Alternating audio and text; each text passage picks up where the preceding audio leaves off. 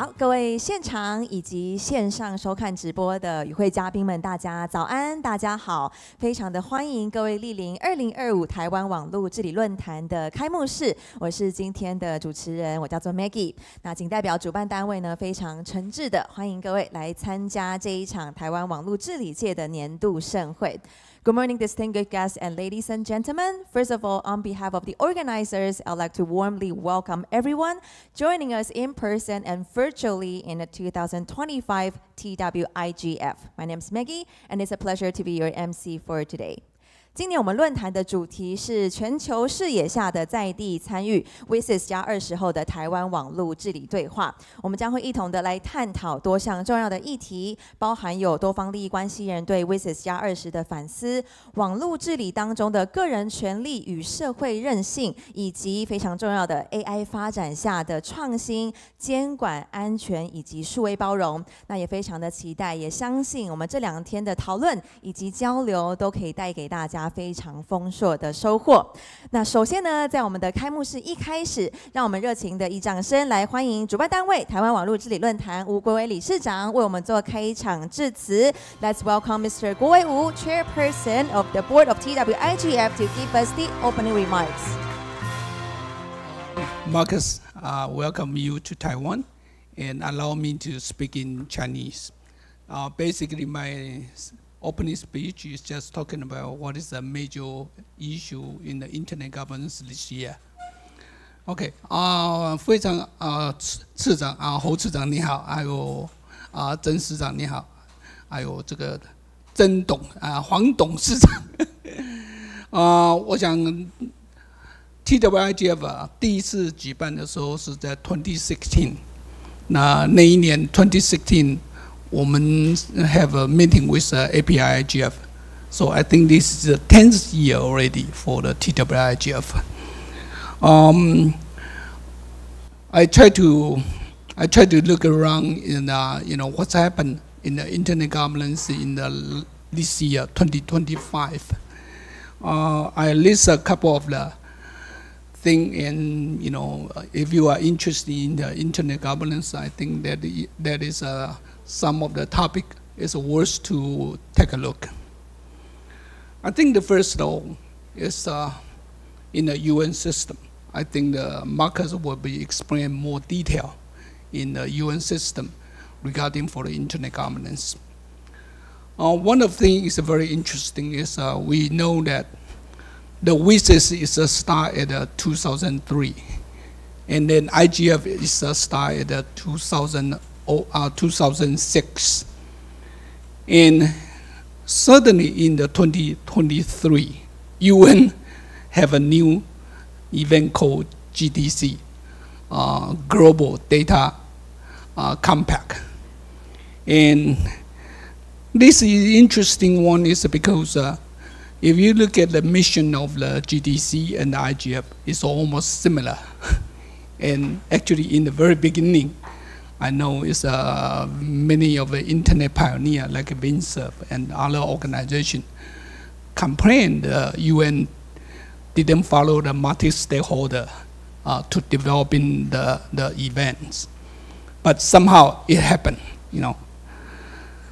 And so this year on the IGF Oslo meeting just happened in June, and that this topic regarding for the UN system, the GDC, WSIS, and IGF.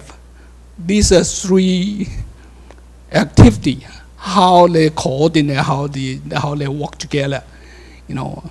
It took almost, I counted, more than 40 sessions talking about this issue.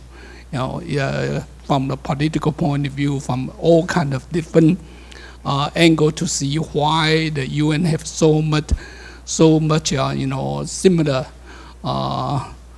thing happen in the 2 different events. And the next one I think is also is an interesting one is this year in the Oslo the IGF have total have 262 sessions.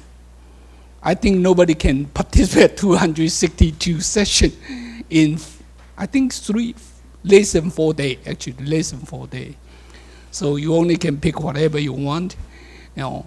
And interesting is I'm talking about regarding for the internet governance, particularly under the UN system, that is take almost a 40 to 45 session.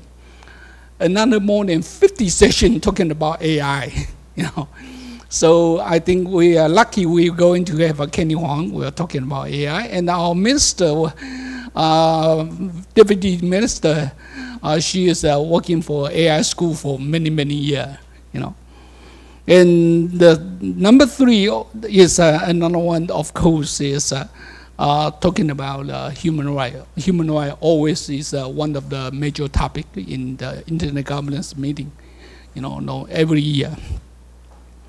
The last one, you know, is talking about security, but particularly this year is talking about disinformation, and a little bit talking about, you know, sea cable security issue. So I think this is just a briefing for this IGF happened in this June. And another topic is also interesting. If you are interested in the internet governance or you are doing the research in the internet governance. Another interesting topic I will suggest you to take a look about FNDIC. What is happening in the FNDIC now, you know. I think just about 1 or 2 weeks ago, the FNDIC finally, you know, elected some of the board member, but it's still, their ASO, supposedly they have a 3 ASO member, but it's still not out yet. So right now, if you look at the global ASO, it's only 12 members. It's not 15 members. And of course, the former minister, chairwoman of the NCC is working for ASO vice chair right now. And ICP2 is a very important topic, I think, in the last 2 years. So I think if you are interested to see how the IR in operation and how the ICP related to the ICANN and the IR, I think this is one thing you can take a look. Finally, I would say Donald Trump is another very interesting topic, though. I think once Donald Trump was elected as American president, you know, a lot of people keep watching about the ICANN PTI, you know, the IANA, you know, because right now the FCC is under one of the major system of the, I think it's the tech cruise. And so the people would like to know is how the Donald Trump going to working on with ICANN or PTI, but somehow I think Trump is very busy for tariff. So you know, we don't know when he will going to talk about particularly in these cases. So I think this is just a little bit briefing for my welcome for all of you to come to the TWIGF 2025. Thank you very much. 好，热烈掌声，谢谢吴理事长的致辞，有请回座。好，接下来我们很荣幸邀请到协办单位数位发展部侯宜秀政务次长也上台跟我们说几句话。Let's please welcome Ms. Isabel Hu, Deputy Minister of Ministry of Digital Affairs, to share a few words with us. 掌声有请。好，谢谢大家非常感谢这个吴理事长，然后Markus 前主席。然后还有这个黄董事长，以及线上还有现场的各位嘉宾，我很荣幸今天有机会呢，代表数位发展部来参加这一个盛会啊。TWIGF 从2016年以来到今年第10年，一直是台湾网络治理界我认为是最重要的讨论的空间，还有政策推动的这个场域。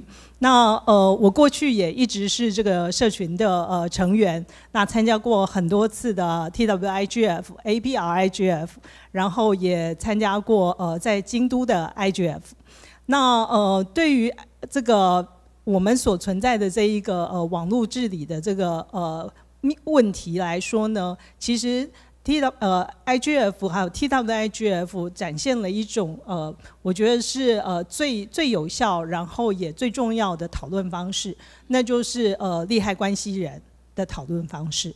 那它展现了一个在一个开放的网络治理空间底下，我们怎么样有可能以更包容、更民主的方式，更顾及所有人利益的方式来达成决策。那我其实刚刚从这个民间加入政府哦，那我想跟大家分享我过去这个大概10天以来的工作内容。好，大家就知道数位发展部其实跟 TWIGF 或者说这个网络治理真的是非常非常相关哦。过去几天呢，我参加了几个重要的会议，包括了智慧国家讨论台湾的这个新10大建设的民间咨询委员会，那讨论了未来台湾怎么样促进智慧这个 AI 产业的发展。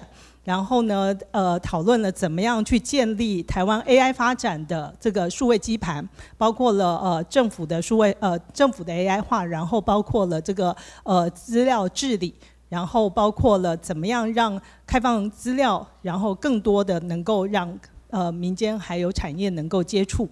那另外呢，我也参加了这个海缆7法修法的记者会。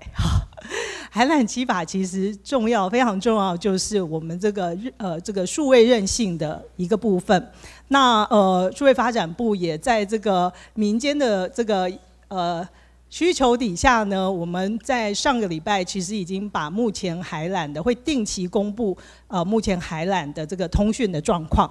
那这是一个起点，我们也希望能够透过更多资讯的同步，让大家能够理解现在我们面对的问题，并一起寻求解方。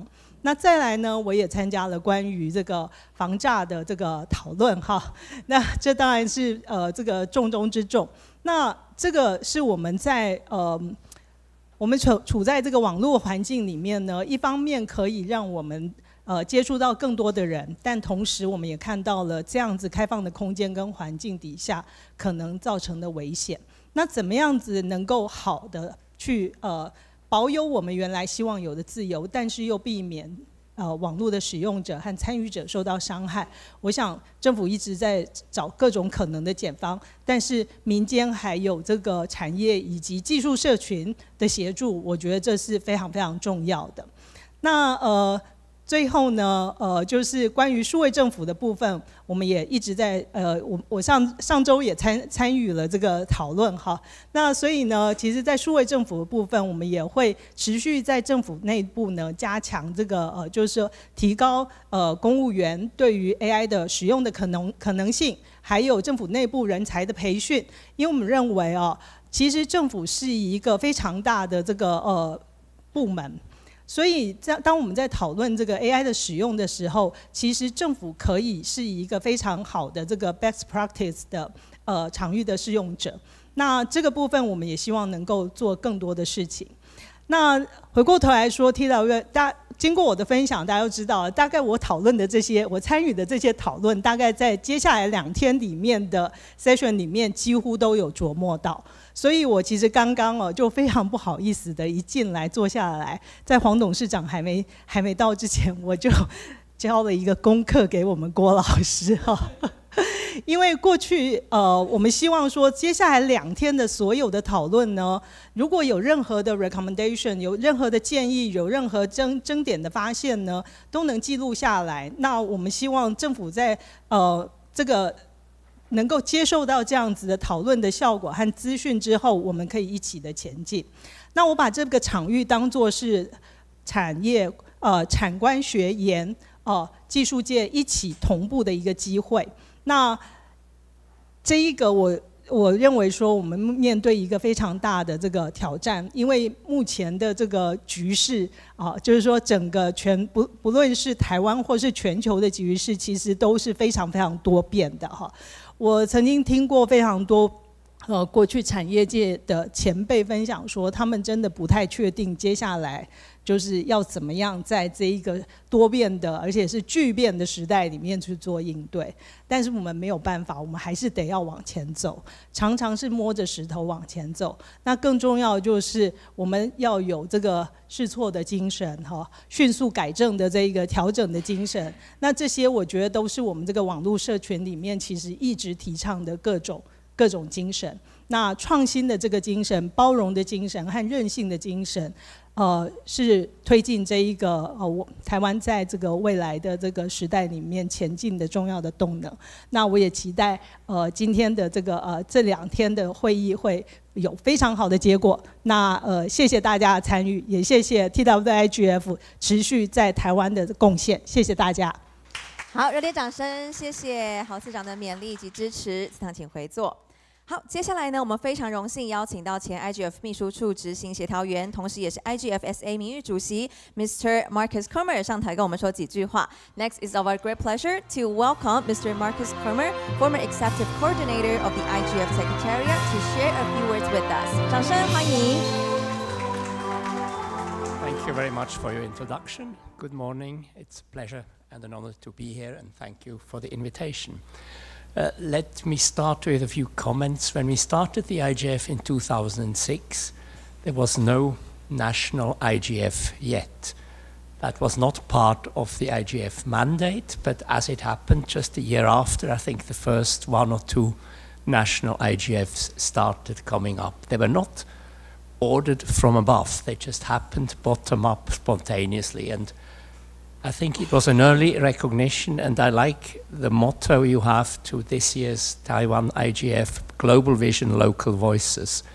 I think it was a recognition that the international level was important, international dialogue, but actually at the local national level you may have more impact, because that's where you have a direct dialogue with your politicians, with your governments. And that's the essence of the IGF. It brings together all stakeholders. It brings together the technical community who actually know how the internet works. It brings together the business community who know how to finance the technology. And it brings together also civil society, the internet users who may have different concerns from government, from the technical community, from the private sector. So it was the recognition that no actor can do it alone. They need to talk to each other.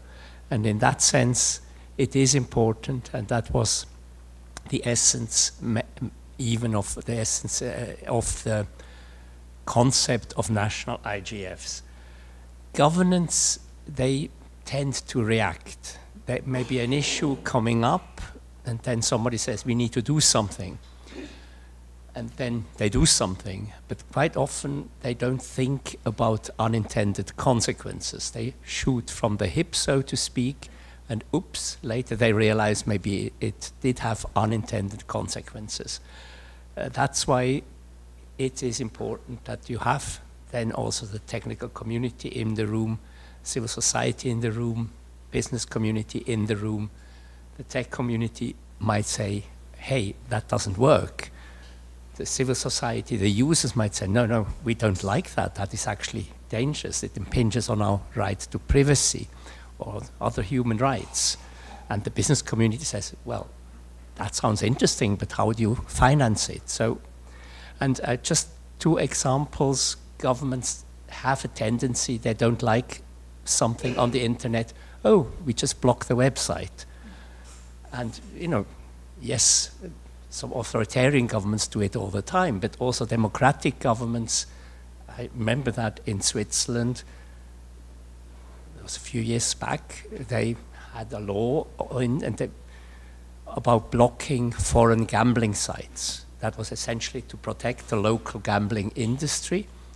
And I was then with the Swiss Internet Society, the Swiss chapter. We fought against it. We said, no, no, that is actually bad for the internet. It has bad consequences, but we lost the battle because the interests were so big. Swiss gambling industry gives money to sport associations, to cultural associations, and that is obviously a very strong lobby, and they were in favor of the new law. So the new law happened, and it's a bad law. But that's why, good example, why it's important to have very upstream, to have all the other actors also in the room. Right now, another burning issue is age verification. It is a genuine concern that youngsters have access to unsavory websites, to put it that way, and something needs to be done. But age verification through giving your ID and give up anonymity on the internet is what they say in French, une mauvaise bonne solution, a bad good solution, because it undermines very much an essential characteristic of the internet, and end-to-end encryption would not be possible. So it has negative consequences. There are other technical solutions that make it possible that children don't have access to websites they shouldn't have access to. So yes, the issue is important, but let's find a solution that does not have a negative impact on the internet. In that sense, I think I wish the Taiwan IGF good deliberations and a good dialogue, and to address the burning issues of today in a genuine dialogue between all the stakeholders. The government representatives listen to the other stakeholders in the room, and I have no doubt that this is happening already. And I wish you an excellent meeting. Thank you for your attention. Thank you very much, Mr. Kummer, for the insightful talks. It's really a great pleasure and honor to have you here with us today. 好，那接下来呢，在我们开幕式的最后，有特别准备了一段影片哦。这是由中华民国无所任大使唐凤大使为本次的论坛所录制的祝福与致辞。And moving on, we are delighted to share a very special video with everyone. This comes from Taiwan Cyber Ambassador Andre Tom. She has specially recorded this video for us today. So let's watch the video together. Good time. I'm Audrey Tang, Taiwan Cyber Ambassador, First Digital Minister, and architect of the Taiwan model of digital democracy. It is a tremendous honor and privilege to participate in the annual TWIGF in Taipei City, Asia's capital of freedom, democracy, and forward-thinking internet governance. Our 2025 gathering of TWIGF thinkers from across the region takes on real significance, given that in July, the United Nations General Assembly reviewed 20 years of progress under the UN World Summit on the Information Society. Although WSIS has made much headway in advancing digital development, more efforts must be invested in uniting divergent voices and harnessing the power of advancing technologies for the benefit of all. Beyond 2025, I urge TWIGF to continue co-creating inclusive, innovative, and safe solutions with global stakeholders. TWIGF must also keep showing the world Taiwan can help carry out the WSIS mission with full respect to human rights, multilateral cooperation, and the UN Sustainable Development Goals. This is vital if we are to free the future together. The truth of the matter is that SDGs are the key to strengthening societal resilience, and realizing them is proving more challenging than ever before. To compound this situation, many are deeply anxious about the state of democracy. Polarization is intensifying, and the digital tools we often use seem to exacerbate these divides. But amid the sea of adversity is Taiwan, an island of resilience upon which the promise of new possibilities and a sense of calm empowerment rule okay. What I propose is leveraging the spirit of openness, inclusivity, and transparency in engineering a rethink on how we perceive and utilize democratic infrastructure. We tend to think of democratic infrastructure as a kind of bedrock, stable and solid, but also slow to change. And we often see conflict as a destructive force threatening this stability. But what if we change our perspective?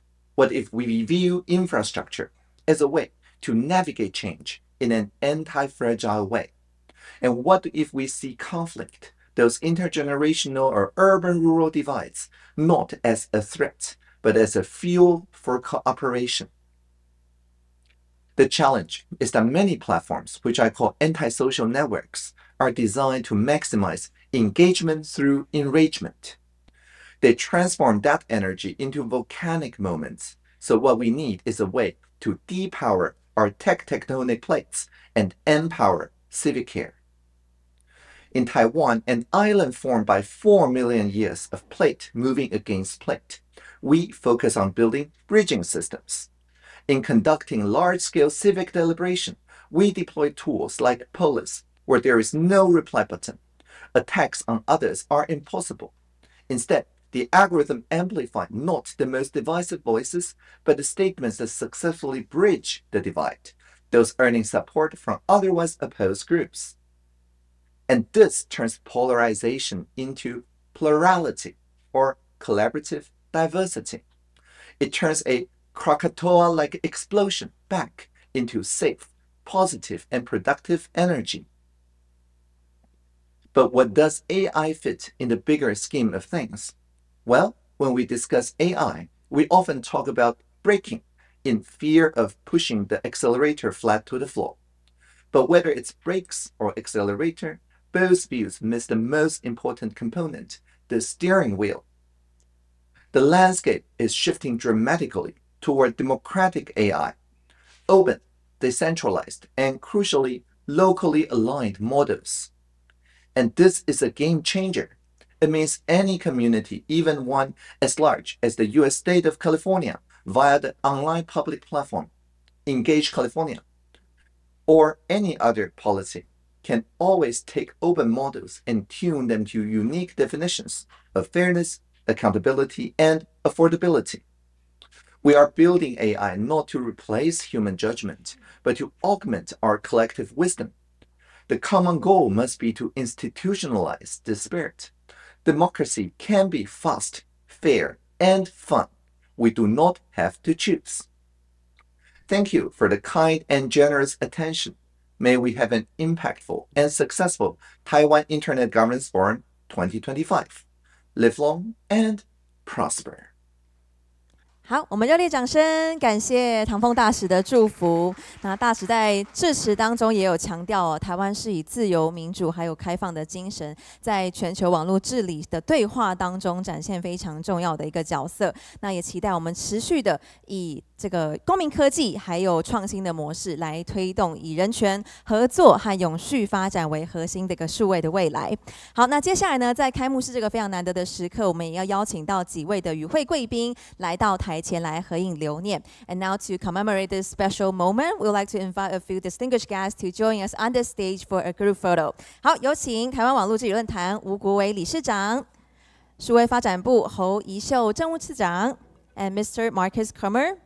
数位发展部曾文芳司长 ，TWIGF MSG 主席郭明杰教授，同时也欢迎到台湾网络治理论坛的2位常务理事于若凡执行长以及曾耕营律师。好，最后呢也欢迎到 TWNIC 黄胜雄董事长。好，再次邀请大家，我们热烈的掌声欢迎以上的贵宾来到舞台。好，那我们请台上的贵宾看向前方的镜头。好，大家往中间靠近一点 ，Everybody stand a little bit closer to the center. Okay, look to the camera in the front with your smile. All right, excellent, looking good. 好，接下来第2张，我们大家一起比个赞好吗 ？Everybody, let's thumb up together. We always thumbs up when we take pictures to wish success into the event we are going to have. All right, so let's look to the cameraman in the front. 我们看向前方摄影师。好，我们比个赞哦，来预祝我们2天的论坛都可以圆满成功，大家有丰硕的收获。好，再次的感谢台上所有的贵宾 ，Thank you very much. You may remain seated. 大家可以有请回座。好，那我们的开幕式呢就到此圆满的告一段落。那接下来呢，我们就会正式的进入论坛的议程。那我们的第1场专题演讲呢，非常荣幸邀请到前 IGF 秘书处执行协调员，同时也是 IGF SA 名誉主席的 Markus Kummer 先生要来跟我们分享。So in our first keynote, we are very honored to hear from Mr. Markus Kummer.To share with us. So, ladies and gentlemen, with that, please give a round of applause to welcome Mr. Markus Kummer. 我们掌声有请 Kummer 先生。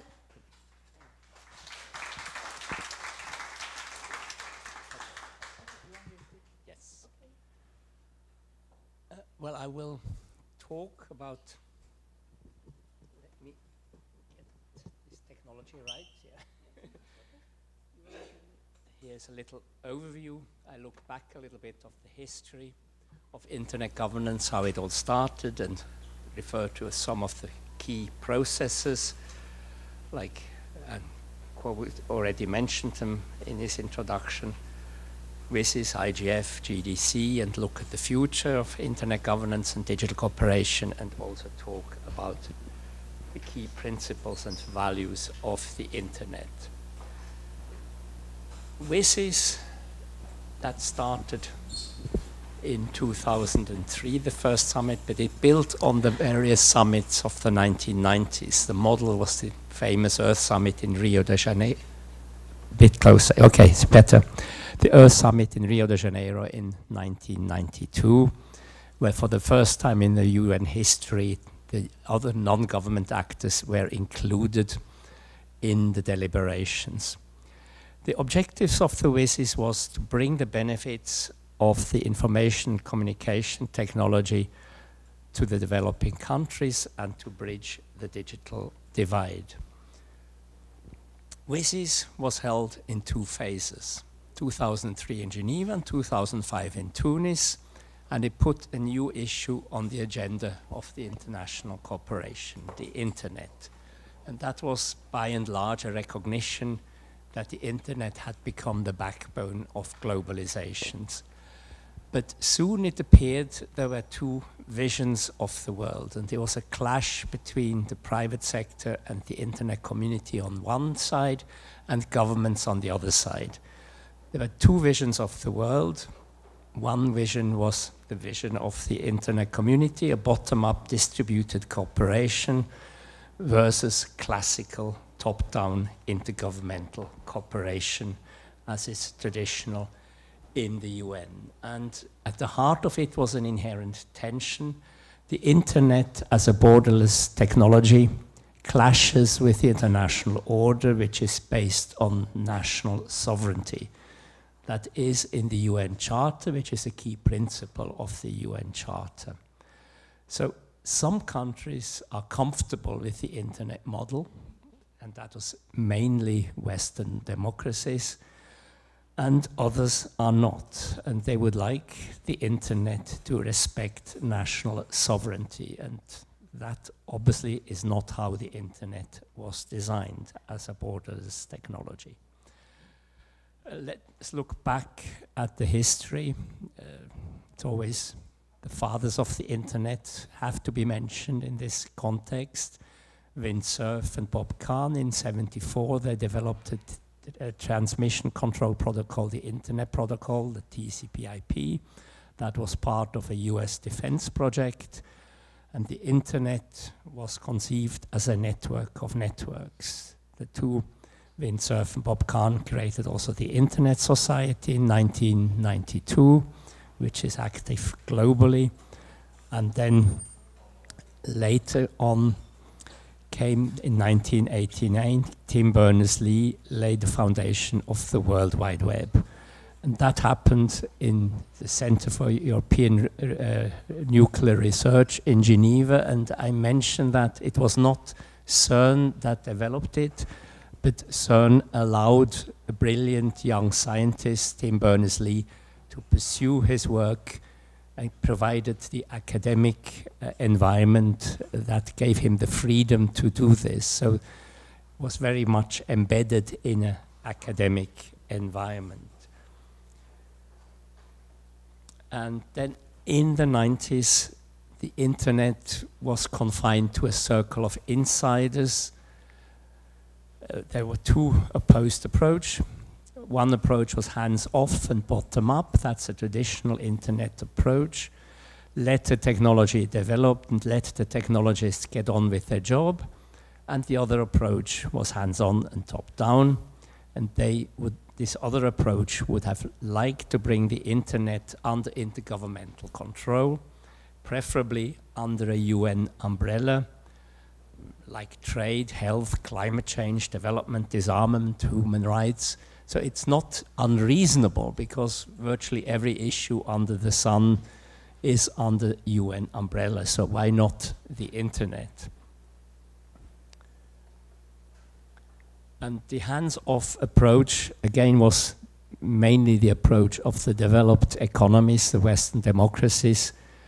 1998 was a key year in that respect. The US, under the Clinton administration, sets up ICANN, the Internet Corporation of Assigned Names and Numbers, because they realized they need a more stable organization. Before, it was handled by one man in his office, John Postel, and it was obviously that would not be sustainable in the long run. It needed an organizational backup.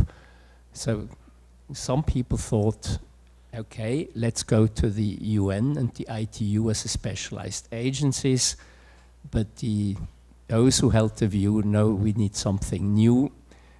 The UN is too slow to move with the fast-moving technology, so they set up ICANN. But there was also the Organization of Economic Cooperation and Development, the OECD. They held a ministerial meeting in Ottawa, and they decided then there was no need for regulating e-commerce. So the ministers took a decision not to do anything, which is in itself remarkable, because normally you say a ministerial conference should have an outcome. Yes, the outcome was, let's not do anything, let the technology develop. That was remarkable. In the same year, the World Trade Organization had a ministerial meeting in Geneva, and they also decided not to impose customs duties on electronic transmissions on e-commerce. And this has been renewed ever since. Again, that's an important cornerstone. But in the same year, there was a top-down a meeting that reflected the top-down approach. There was the plenipotentiary meeting of the ITU in Minneapolis. They agreed to hold a World Summit on the Information Society. Again, it was in line with all the other summits of the 90s, from environment to population. So, but let's bring all this a bit in the framework of the United Nations. And then there was the WSIS 1 in Geneva 2003.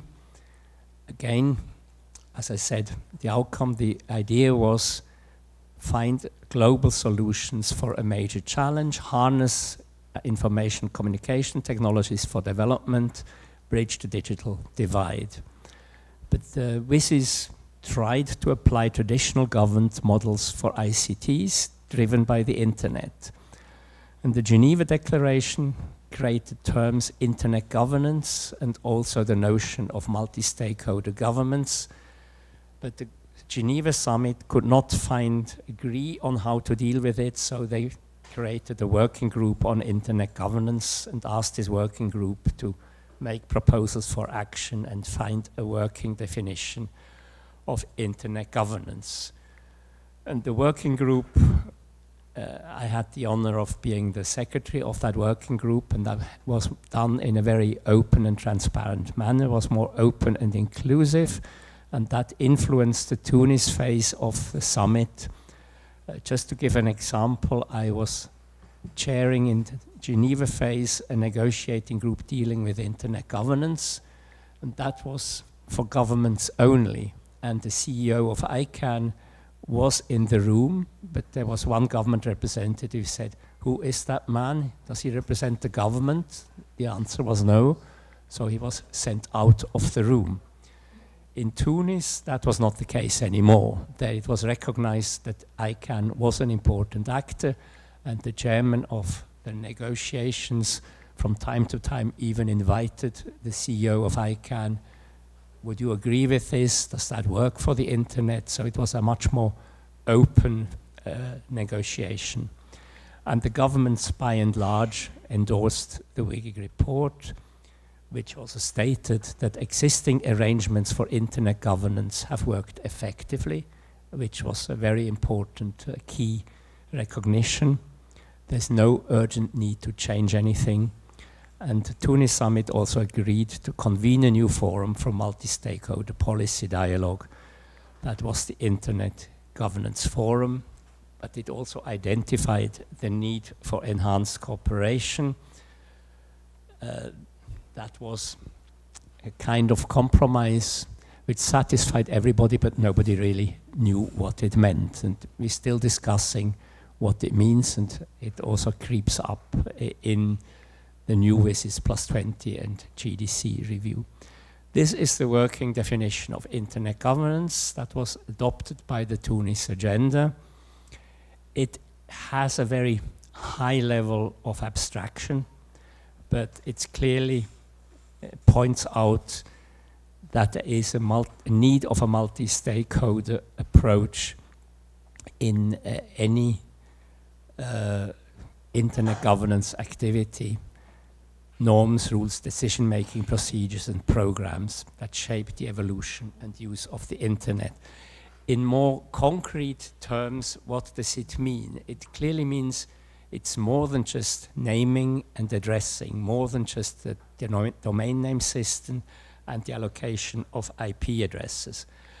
It relates to public policy issues that are dealing with the physical and logical infrastructure of the internet. That is the pipes and the cables, and also the names and the addresses. But it deals with public policy issues related to the use and abuse of the internet, and it is based on multi-stakeholder cooperation. And the Internet Governance Forum is seen by many as one of the main outcomes of WSIS. It is based on the convening power of the UN. It has a soft governance approach. The IGF has no decision-making power, but it has no power of the redistribution, not like a national parliament that can decide. We ask the rich to pay more taxes, and we help those who can't afford health to pay for health services. We make sure that they have the same access to health as the rich. The IGF has no power of redistribution, but it has the power of recognition. It can identify issues of concern. It can draw attention to an issue, and it can put an issue on the agenda of international cooperation.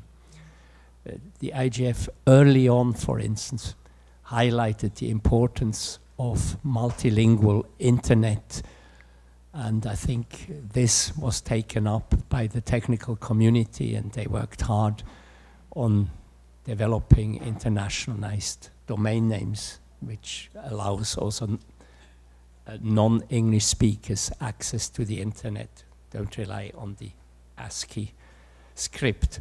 So the IGF can shape public opinion and decision-making. It has not decision-making power, but it has decision-shaping power. Now we're in, oh, I should have said to that from an earlier presentation when it was in 23, but now we're in 25. And the internet in 25 is not what it was in 2003. In 2003, it had less than 1 billion users. I do remember between the two summits we celebrated, oh, now there are 1 billion people on the internet. In 2003, there were no voice over IP, there was no social media, no Twitter, no X, no YouTube, no Facebook, or Instagram, Netflix, TikTok, etc. It was a different environment. In 25, we have close now to 6 billion users, close to 70% of the world's population on the internet.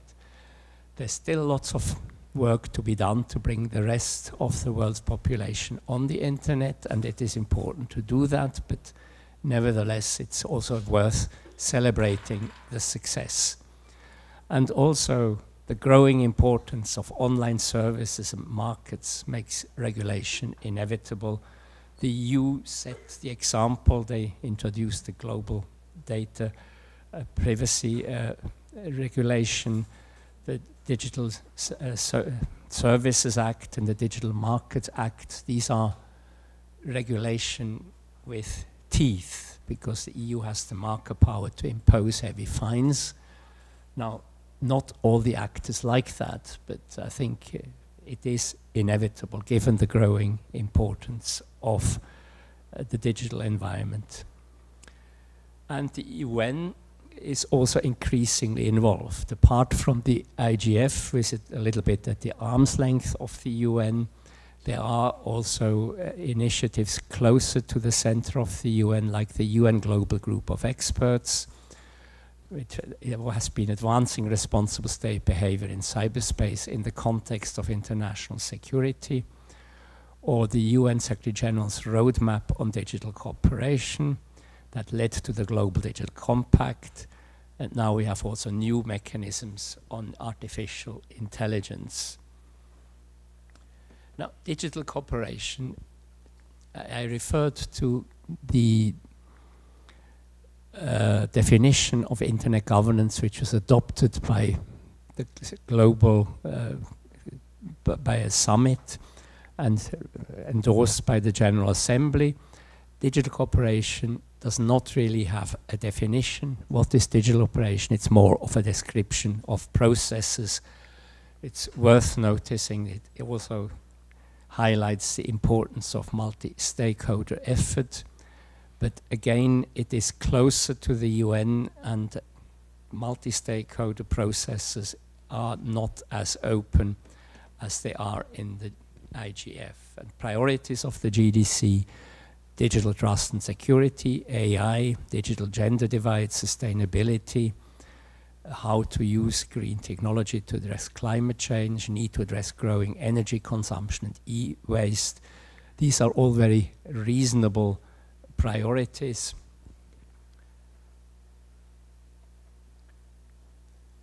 But looking at the whole digital cooperation, it recognizes the GDC recognizes the Internet Governance Forum as a preeminent forum for dealing with internet governance.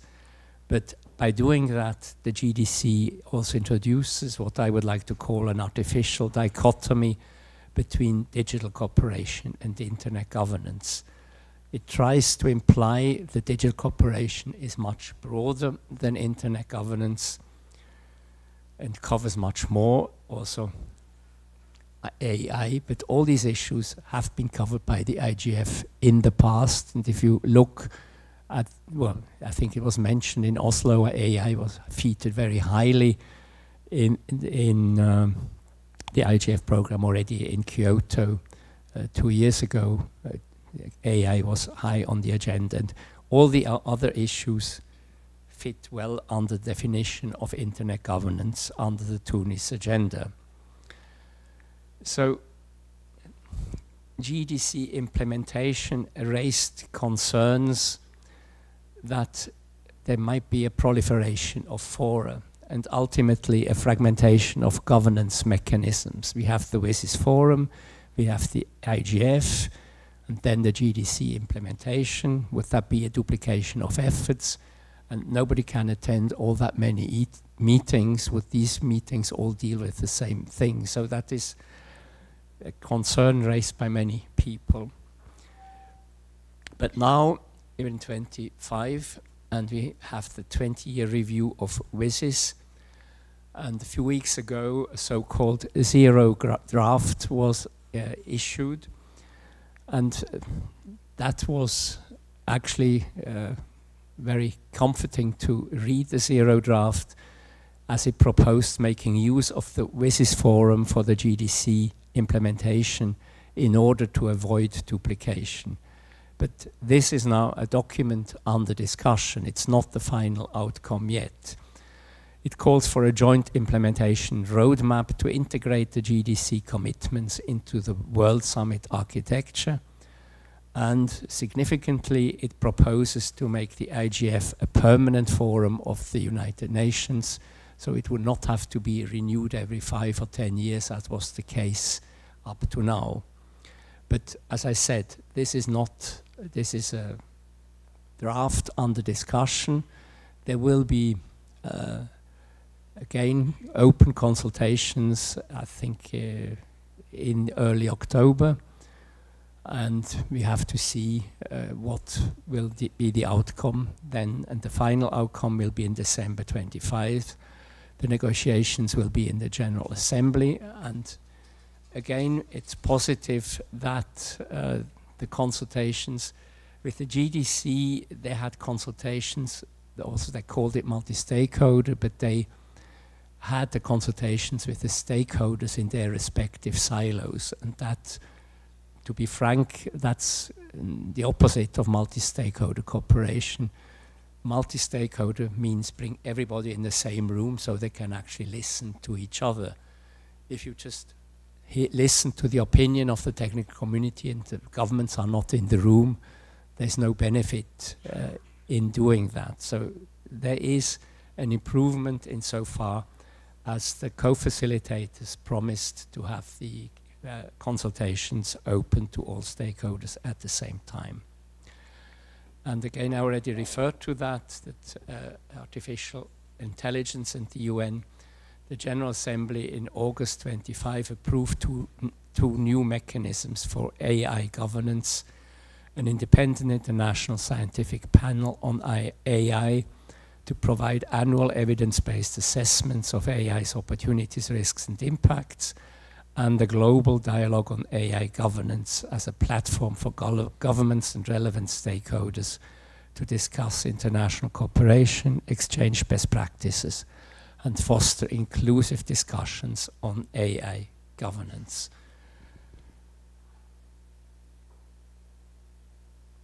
Now let's go back to the internet, and I have prepared a few slides on the internet's foundational principles that we look actually what is important. So the internet is built on basic libertarian and democratic axioms. It was deployed outside the sphere of government influence, has a distributed governance model, which is actually adapted to the distributed underlying technology. You have no one organization dealing with everything. You have ICANN dealing with the names. You have the regional internet registers dealing with the addresses. You have the IETF, the Internet Engineering Task Force, developing the standards. And it's based on voluntary collaboration. Everybody who wants to be part of it can be part of it, and has bottom-up decision-making processes. And the key characteristics are the internet's interoperability, flexibility, resilience, and global reach. And again, common set of values and processes, open technical standards, shared global ownership without any central control, collaborative engagement models that are expertise-driven, and freely accessible processes for technology and policy development. And again, we like to call these transparent and collaborative governance models based on multi-stakeholder involvement, the internet ecosystem.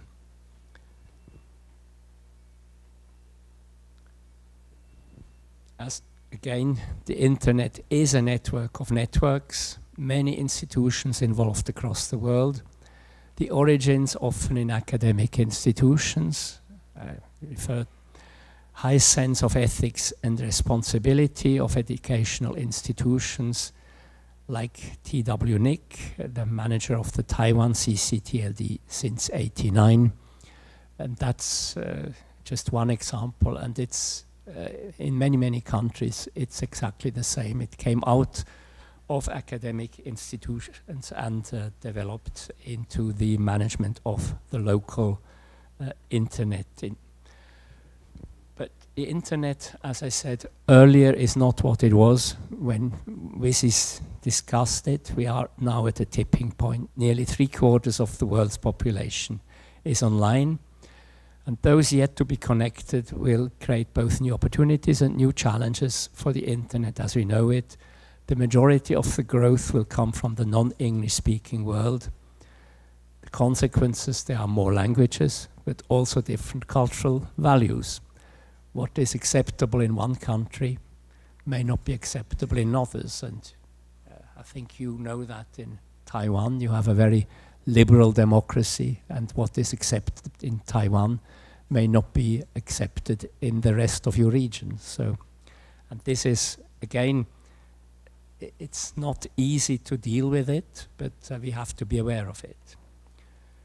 But whatever happens, it's important to uphold the essential characteristics of the internet. And above all, it's the open architecture and its open and collaborative governance model based on multi-stakeholder cooperation. These characteristics have served the internet well and are in the long-term interest of all internet users. That's all of us. And the resilience of the internet, I mean, there have been examples often cited. I'm coming to a close. Yes. Fukushima, for instance, was one good example when traditional telecommunication was down, but the internet still worked. So it's also a technical resilience that is remarkable and important to maintain. So there are conclusions, and what internet do we want means also what digital future do we want. Do we want a digital future that is based on an internet that is global, open, and interoperable? Do we want a digital future based on an internet that is based on innovation without permission? That is the internet as we had it from the beginning until now. Or do we accept the risks that come with an open internet, or do we want a digital future that is above all secure and respects national borders? Again, these are difficult questions. Yes, we have to be aware that there are risks with an open internet. It would be silly to deny that, but are we happy to live with these risks, or do we make sure that there is a secure internet and that we actually respect national borders, which would lead to a fragmentation of the global internet? I, for one, would prefer to keep an open, global, and interoperable internet. I thank you for your attention. All right, everybody, a big round of applause to thank Mr. Kummer for the insightful keynote speech. We truly appreciate your valuable perspectives. 那我们再一次的感谢 Mr. Kummer 带来非常精彩的演说。那在我们进到下一场的演讲之前呢，也要再一次的提醒大家，请各位协助将您的手机调整为震动或是静音的模式，让我们在研讨会的过程当中可以有更好的会议品质。谢谢大家的配合。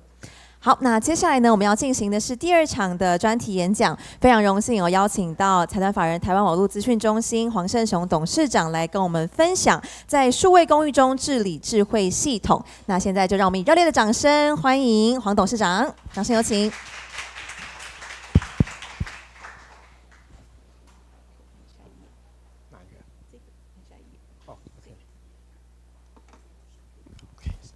Okay, good morning, everyone. It's my great honor to stand here before you. And of course, thank you, Markus Kummer, introduction about the basic principle of internet governance. And I try to expand the topic a little bit. Why? Because as Markus Kummer just mentioned, the basic internet governance cover three major components: addressing, IP addressing, domain name, and also global routing.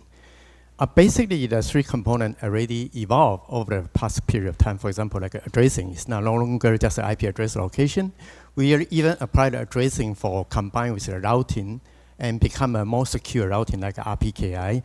And also, we use the addressing as a tool, political tool, to do the international sanction, as what we did in UBO, the major telecom operator in Russia. And so we conduct a sanction by frozen the IP address block owned by the UBO of the Russia. And we also frozen the IP address from North Korea as well. And we're doing the sanction by IP addressing. And the domain name itself actually is not just domain name registration. In the future, probably IP router no longer valid. And we use domain name as a major routing system. And using domain name to routing different software library, different software kernel, different operating system, by using domain as a major routing tool. So technology change, the use of technology change, the governance system change, and user behavior change from time to time. So I'm happy to expand the topic a little bit. Let me check. I still have 10 minutes. Good, should be sufficient. Okay, let's come with a basic introduction. AI revolution and digital common. So AI and machine learning have become transforming the internet because, for example, like ChatGPT, It's starting from 4 or 5 years ago, but right now it's become a top 5 internet traffic website. So actually, the new technology not only changed the behavior, but also changed the internet traffic flow. And the global internet traffic flow, luckily, just the expertise from global internet government point of view, we are very good at managing global internet data flow, but we are very bad in managing regional or local data flow. But anyway, so the AI not just a tool, but also active agent shape the online experience. We are not only rely on the centralized intelligence, but also the intelligence will be redistributed to the local. So that means the local and central will be interacted to each other and become the cyberspace more intelligent. So it's not only shape the transforming the internet, but also shape our online experience as well. The definition for digital commons refers to the shape online space, information and resources that collectively owned and managed by the community. So basically components still cover what we have today, like addressing, IP addressing, and like a domain name. And more than that, like a protocol architecture, like the internet root system, like the governance of the ICANN and the governance of IIR system as well. And even more than that, in the IT, we discussed the interplanetary internet governance. So we're not talking about cyberspace on the Earth, but also discuss the cyberspace in the galaxy as well.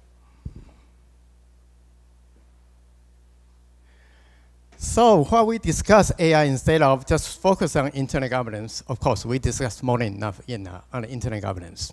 But right now, today, all the ecosystem already changed. Initially, 20 years ago, Marx Anderson talking about software is eating the world. That's 20 years ago. 10 years ago, Wall Street Journal talking about platform is eating the world. Right now, this year, 40 just mentioned AI is eating the world. So who is eating the world? Anyway. But we still have problem in the governance because we hardly focus on the governance of new advanced technology.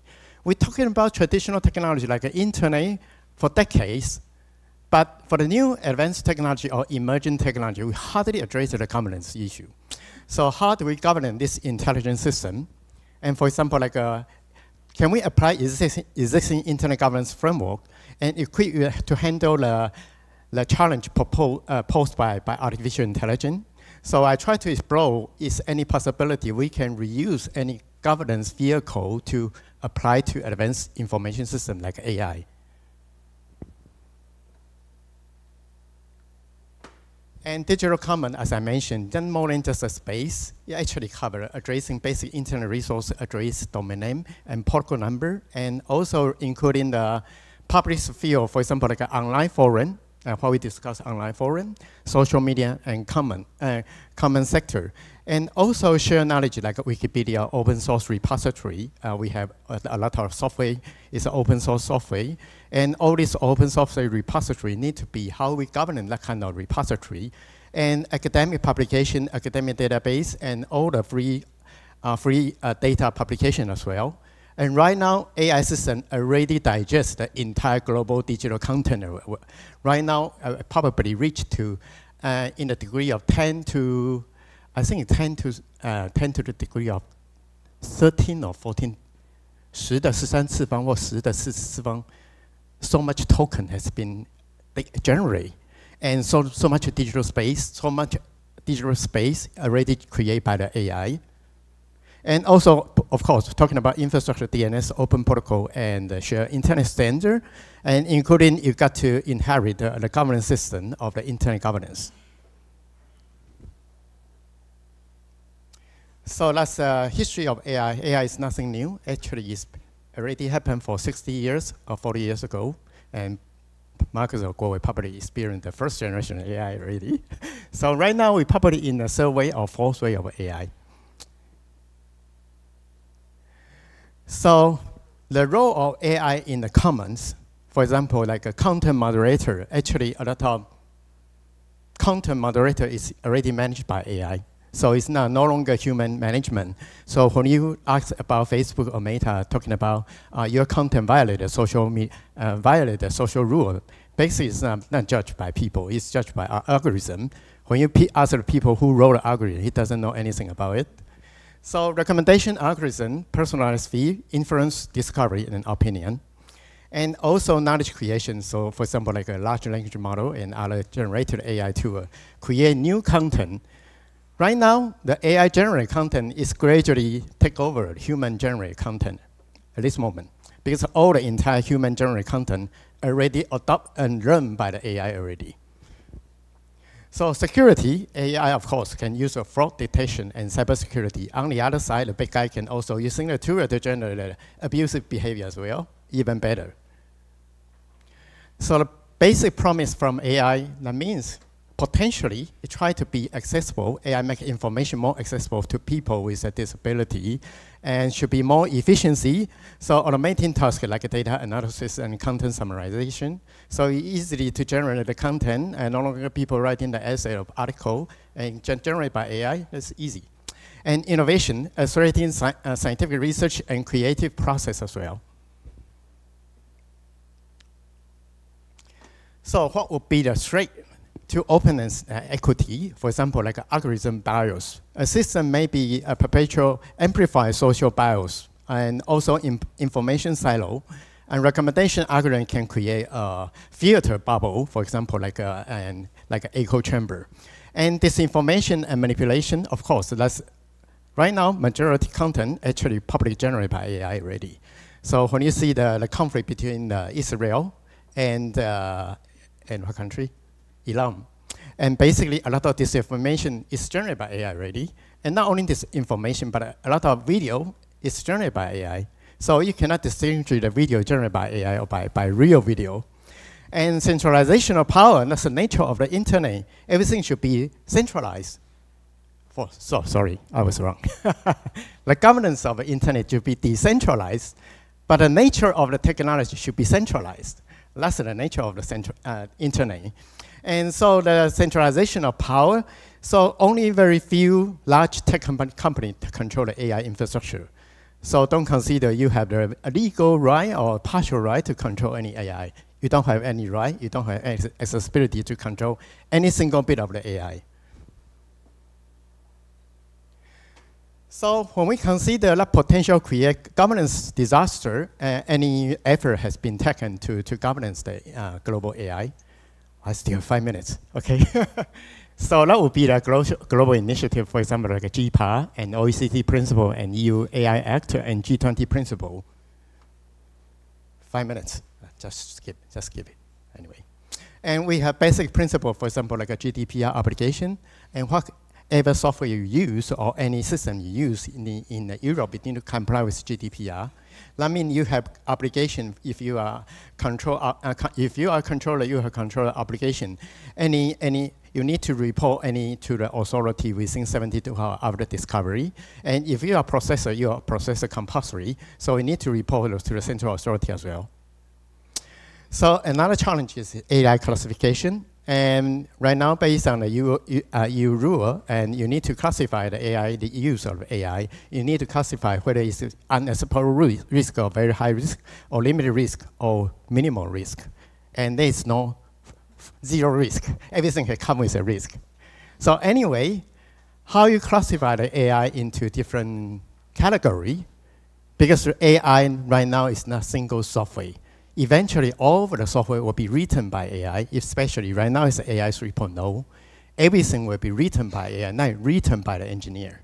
So how you identify that is AI? AI will be everywhere, any single piece of software, even in your desktop, even your mobile phone, everything will be done by AI. So AI will be an essential component for the future of the software infrastructure.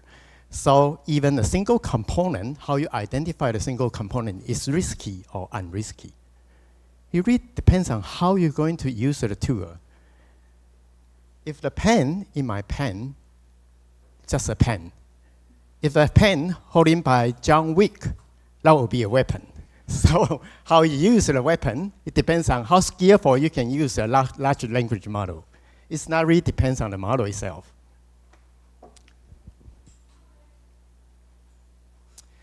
So that will be a long-tail market. For example, like generative AI right now capture great attention in terms of market value, in terms of the usage of the AI entire AI system, but still a lot of opportunity, a very selected opportunity in the vertical AI.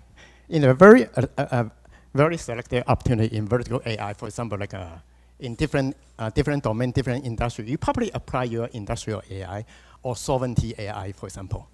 But that will be very fragmented market because it's very hard to manage large-scale AI model.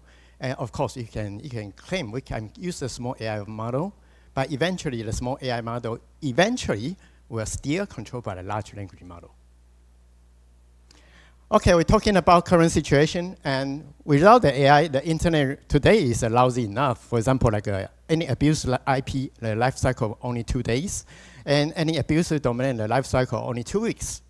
And what average any criminal case handled by prosecutor, probably several months, probably several weeks. When you try to capture the data or capture the evidence by domain and IP address, that's useless.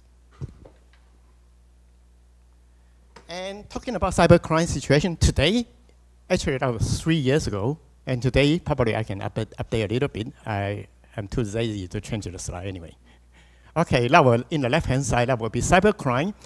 98% cybercrime happen outside our jurisdiction, not only in Taiwan, I think in every country, always the same thing.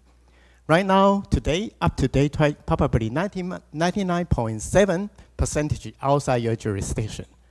When you're talking about anything, what to do within your jurisdiction, with your domestic law, what you can do only control 0.7% of the cybercrime case. Do you think that's useful? I don't think that's a very effective way. So you should pay more attention on how we manage any abusive case outside your sovereignty, outside your jurisdiction. That would be the right way to do. But unfortunately, that's because that's outside your jurisdiction. So that's we have something to do from internet governance point of view. But as I mentioned, the purpose of internet governance focus on global issue, not a local issue. We are very lousy at dealing with a local issue. But we are very good at manage global issue, especially control the global data flow and manipulate global data traffic as well. So that would be the other case from the law jurisdiction. For example, like an injunction, that would be 3 years ago. We only have 3 cases. Let's calculate only 5 months. Only 3 cases with a proper legal document. And the rest of the case, basically, like a fraudulent domain, basically without a proper legal document. But do you want to stop it? We have to do that.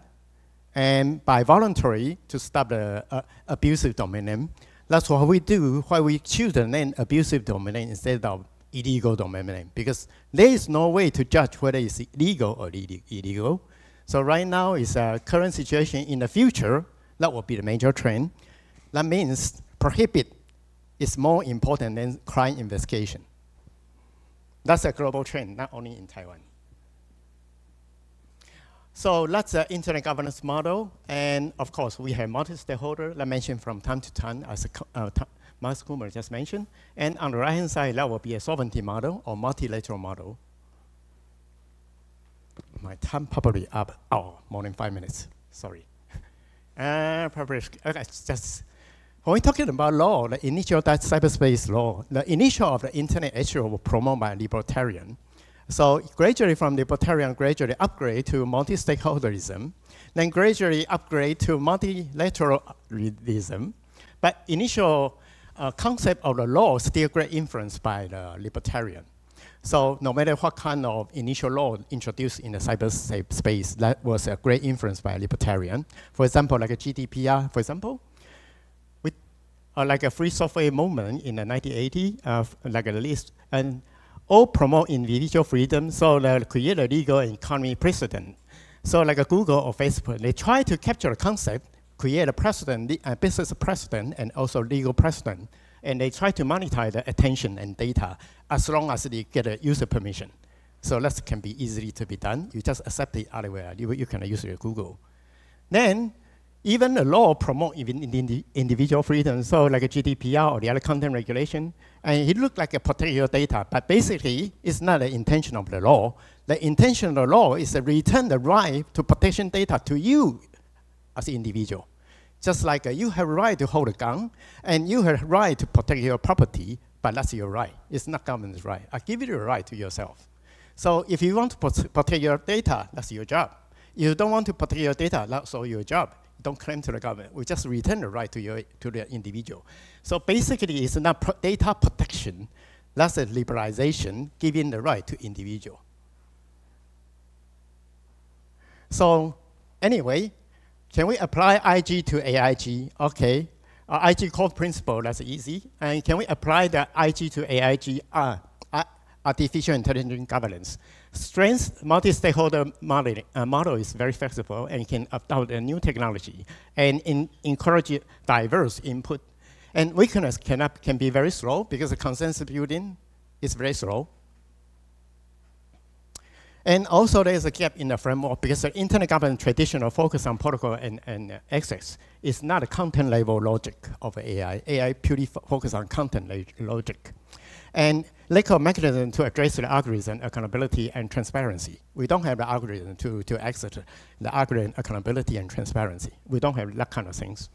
And also can be considered AIG as a subfield of the internet governance. For example, anything under root system, and to create subsidiary to governance the AI. And that could be the other way to think about how to explore the subsidiary of the internet governance under the AI.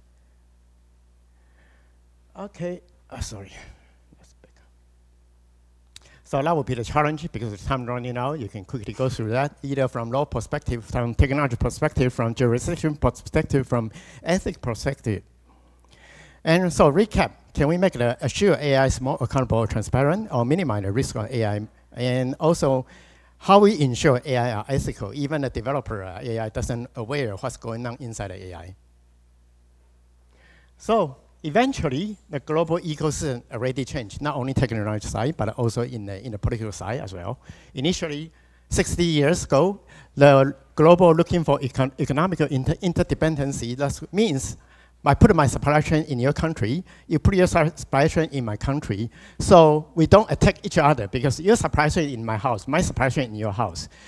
And eventually, this strange formula create economy magic. So since 1948 to 1970, global GDP growth more than 70% per year. Because while we change the supply chain into your house, you change the supply chain in my house. Because that makes sure we don't attack each other. That's from war power point of view, because just after the World War II. So we change the supply chain to each other, make sure you will never attack me, I will never attack you. But eventually, that became an economic formula. So from 1980 to year 2010, so even encouragable free trade. So before that would be very high tariff. Then become very low tariff. Eventually become even free trade without any tariff at all. So at that time, the war is flat. But right now, everything changed. Anti-globalization. Everything should be redefined.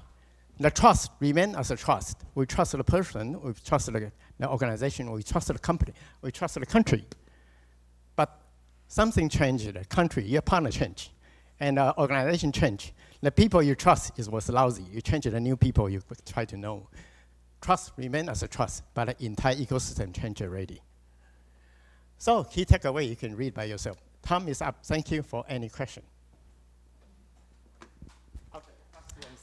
All right, so a big hand to Dr. Huang for the informative presentations.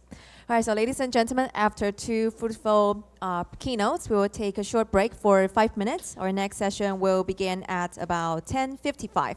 So please be back by 10:55. 好，那接下来我们进行5分钟的中场休息时间。那大家，我们的下一个场次会在10点55分开始。再请大家于10点55分以前准时回到会议室，谢谢。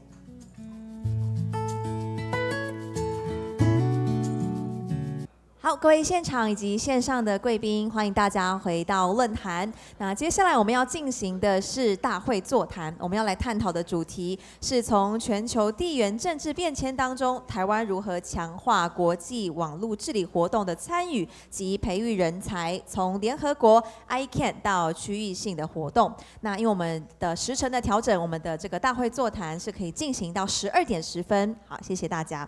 好 ，So welcome back, ladies and gentlemen. We will now begin our opening opening plenary with the theme How Taiwan Can Strengthen Participation in International Internet Governance Activities and Cultivate Talent Amid Global Geopolitical Changes from the United Nations to ICANN to Regional Activities. 好，那首先呢，就让我们欢迎我们的座谈主持人吴国维理事长。首先，先有请来到台上。To start, please welcome our moderator, Mr. Kuo-Wei Wu, Chairperson of the Board of TWIGF, to the stage. 好，那同时呢，也邀请到我们今天的语坛人。Moving on, we also welcome our distinguished panelist, Mr. Markus Kummer, former executive coordinator of the IGF Secretariat, to also join us. 接下来欢迎到 TWIGF MSG 主席郭明杰教授 ，Jason 郭 Chair of the Multi-Stakeholder Steering Group of TWIGF。接下来欢迎到 TWNIC 黄胜雄董事长 Kenny Huang Board Chair of TWNIC， 以及最后欢迎到台湾数位信任协会詹婷仪理事长 Nicole 詹 Chairperson of Digital Trust Association in Taiwan。好，那再一次的欢迎我们的主持人还有语坛人就座。那接下来就把时间交给吴理事长。Now I hand the floor to our moderator. Thank you very much. Okay, let me start from the Chinese and then back to the English. 欢迎各位今天来参加这个 TWIGF 这个第一个 Open Panel。我想在这个2天的会议啊，你可能会听到很多。会议的名称从 GDC、IGF、WSIS、ICANN、APNIC、ICP2、APIGF， 很多这些名词。那所有在做 Internet Governance 的都会关心到这些所有的组织跟活动。那我们这个 session 最主要的目的是。进一步来看看，假设你要参加或参与这样子的活动，那你可以期待在这个活动里面可以看到哪些 ？Okay, so first of all, let me introduce the first, one of our panelists is Markus Kummer. He is from Switzerland, and the second one is Professor Jason Guo.is 国立台湾大学政治系教授。The next one is 黄胜雄 ，is TWNIC 的董事长。然后另外一个是詹婷仪，是以前 NCC 的主委。Okay, regarding for the geopolitics and internet governance, I think the first of all, I'd like to ask a question to the Markus Kummer. Actually, you are in your speech.I just wondering, who,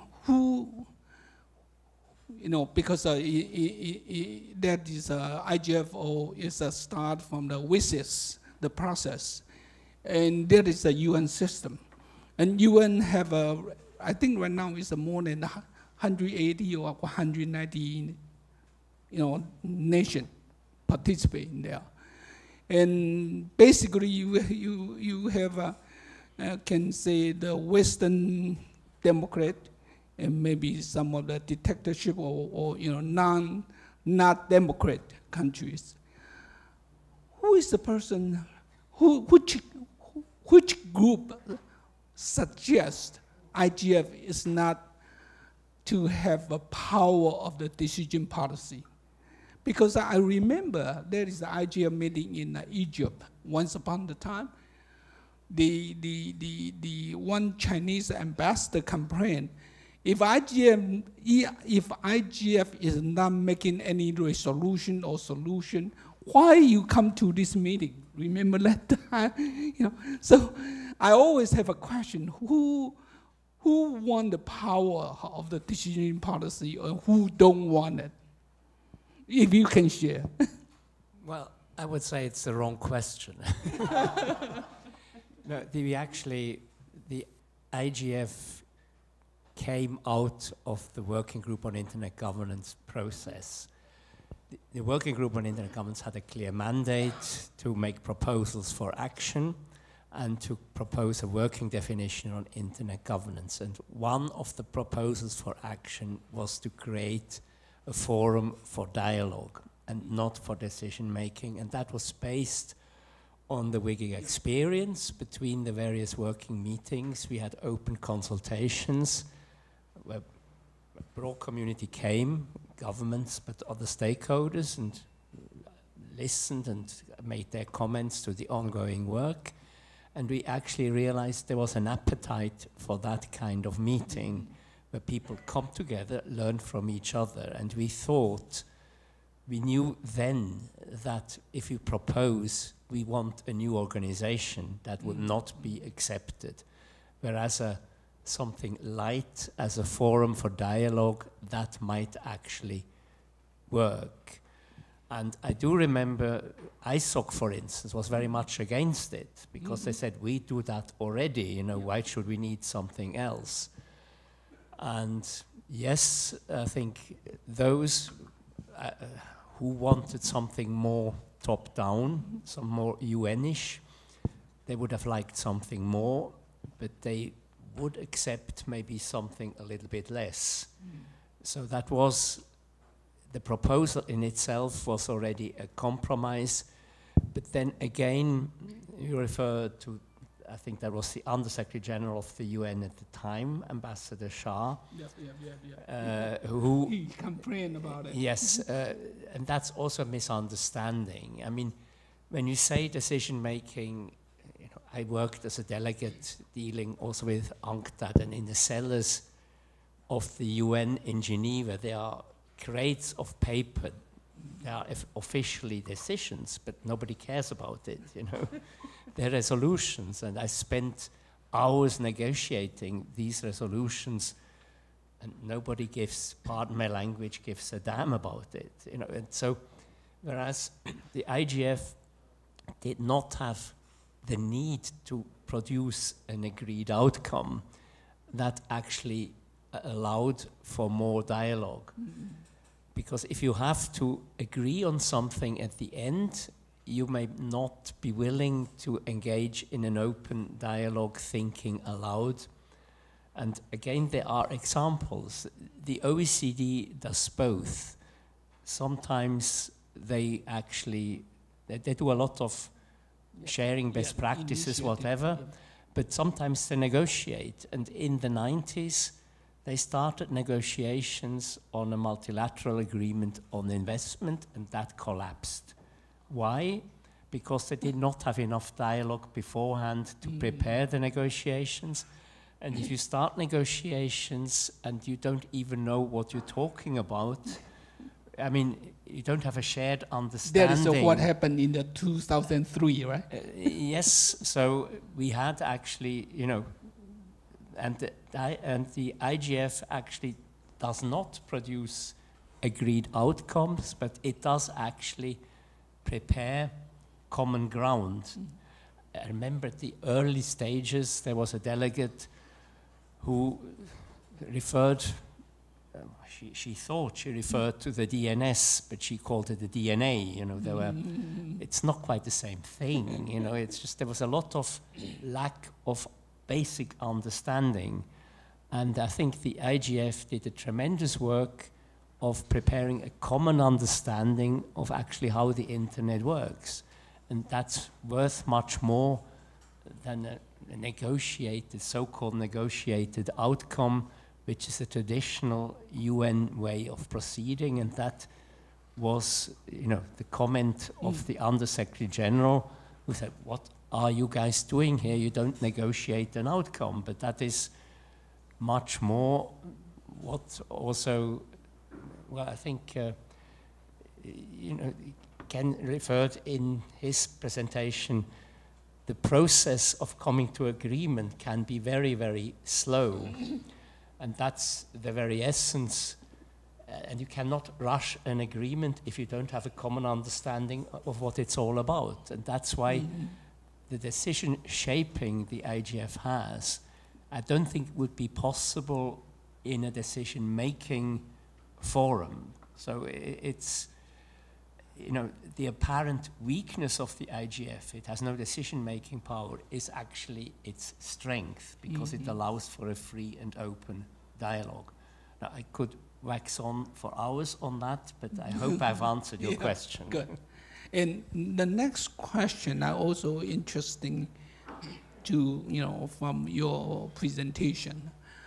You're talking about the WSIS summit, the last 20-year IGF achievement, and also request for a possible, the permanent IGF meeting. If the UN General Assembly agree the permanent IGF, then my question is, then what is the role of WSIS? Because usually, as you know, WSIS initiate the IGF 5 years, and then extend another 5 years, and then extend 10 years. And the IGF is always goes through the WSIS to propose to the General Assembly to the extension of IGF. If that is a permanent, then what is the role and function of a WSIS? It's more complicated than that. Okay. The IGF does not have to propose to WSIS. It is under this CSTD, the Commission on Science and Technology for Development, and that goes then to ECOSOC, and that goes then to the General Assembly. And the WSIS Forum, it's true, what they are dealing by and large also with the same issues the IGF is dealing with. That there is a clear overlap. The WSIS Forum did not exist to begin with. The ITU had the task of actually looking the implementation of the WSIS action lines, and then in 2008 or so they called it WSIS Forum. Yeah. And that is then copied to a large extent the IGF, and actually not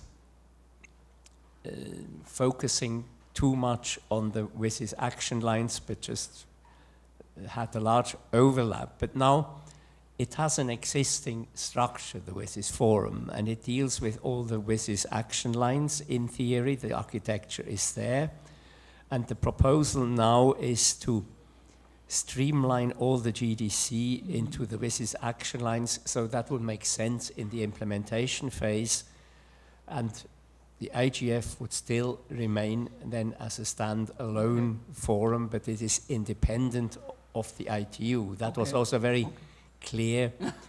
The ITU would have liked the IGF, but again, some countries didn't want to give that to the ITU because there was the fear the ITU would have mission creep and then have to deal with the internet.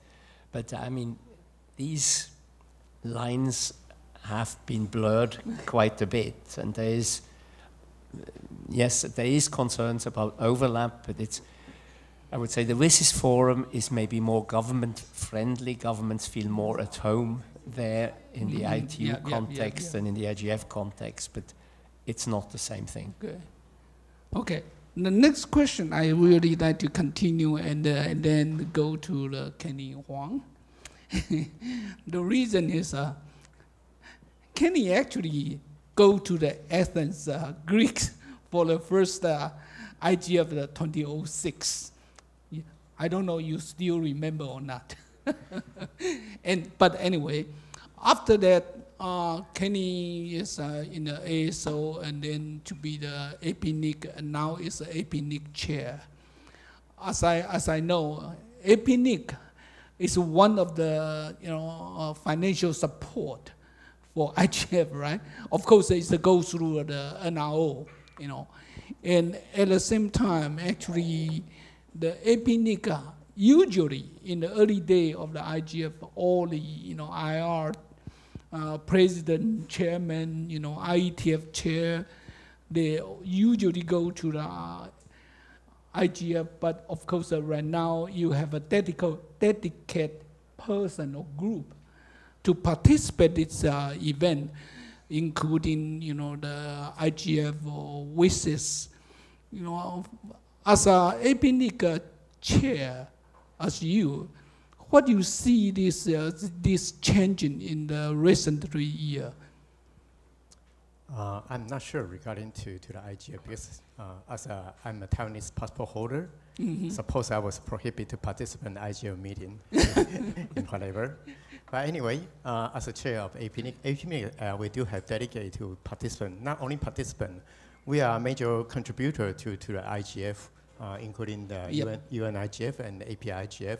And I'm not more than APNIC, but ICANN, for example, like ICANN are a major participant, and IETF, IAB are a major participant to the IGF. I think we need to fully participate and to join discussion with different stakeholders. I think that would be the key principle to participate in that kind of forum. But we also have our daily business. For example, like APNIC, we are regional internet registry, and we know we have our own focus, our own mission. So back to the APNIC, we still focus on our own mission. And like ICANN also has ICANN own mission, how to manage the top level domain. And also like IETF, also their own expertise, and try to advance the technology, advance the protocol, and try to explore any new technology or new governance structure within the IETF as well. So I think from internet governance point of view, the stability of internet governance institution is critical. So we try to concentrate how to strengthen the governance of the internet governance institution, and not only for the public policy point of view, but also from governance, financial, and management point of view, try to make a proper governance within the IR, within the ITF, or within the ICANN. I think that's all. We need to strengthen the governance capability in the internet governance entity. And in the meantime, we also need to explore to different stakeholders and to exchange the idea, also share the new idea, learn from each other. That's the purpose that we join that kind of forum, for example, like a UN IGF and API IGF and something like that. When you are talking about that, you mentioned about at least 3 organizations or events. Can you explain, the ICANN, APNIC, and also the IETF? What is the function in the overall internet ecosystem? And if the people, want to participate or they want to do some kind of research in this area, how they can participate and how they work? Okay, I'm talking about post-INR transition, not pre-INR transition. Pre-INR transition, ICANN is a central root. It governs the top-level domain, governs the INR IP address allocation, and also governs the protocol designed by IETF. And after INR transition in 2016, and ICANN become the central root for the top-level domain. And all the number resource was rededicated to all regional internet registry. For example, like APNIC, we are managing all the IP address resources and all the AS number, and including all the RPKI router certification and in the Asia-Pacific region.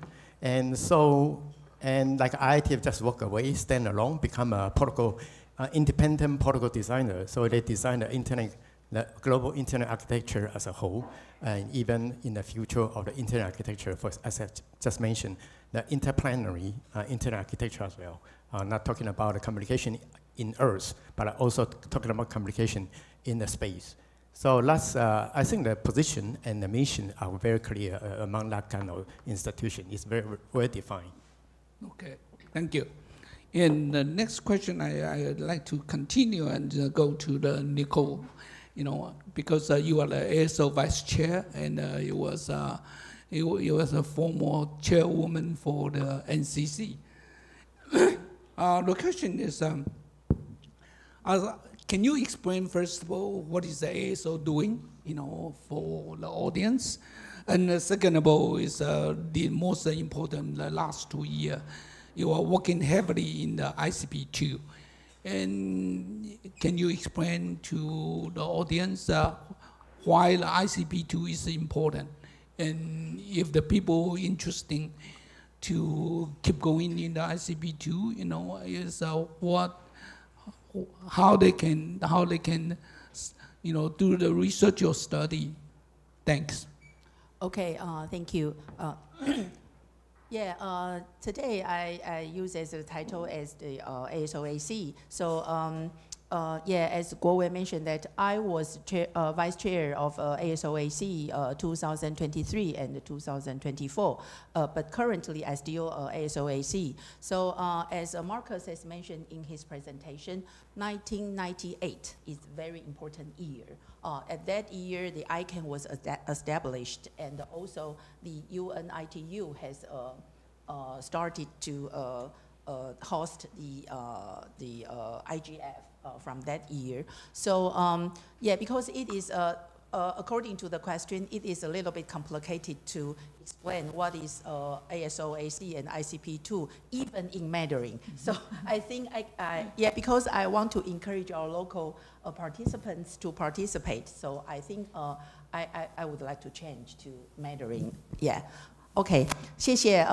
所以刚刚其实谈到1998年这么重要，就是联合国开始关心这个事情。But before that， 其实我们的 Internet governance 跟 Internet 已经走了一段时间了。所以我今天用 ICANN ASOAC 的身份，所以我就从 ICANN 的体系来跟大家稍微解释一下。那 ICANN 在1998年成立，那什么是 ASO？ICANN 的 bylaw 里面有3个 supporting organization， 其中一个就是 ASO。ASO 的全名叫做 Address Supporting Organization。那这个是 ICANN bylaw 里头的这个supporting organization。那大家要记得一件事情 ，Kenny 他是 APNIC 的 EC 的 chair。好 ，APNIC 是什么？是 RIR。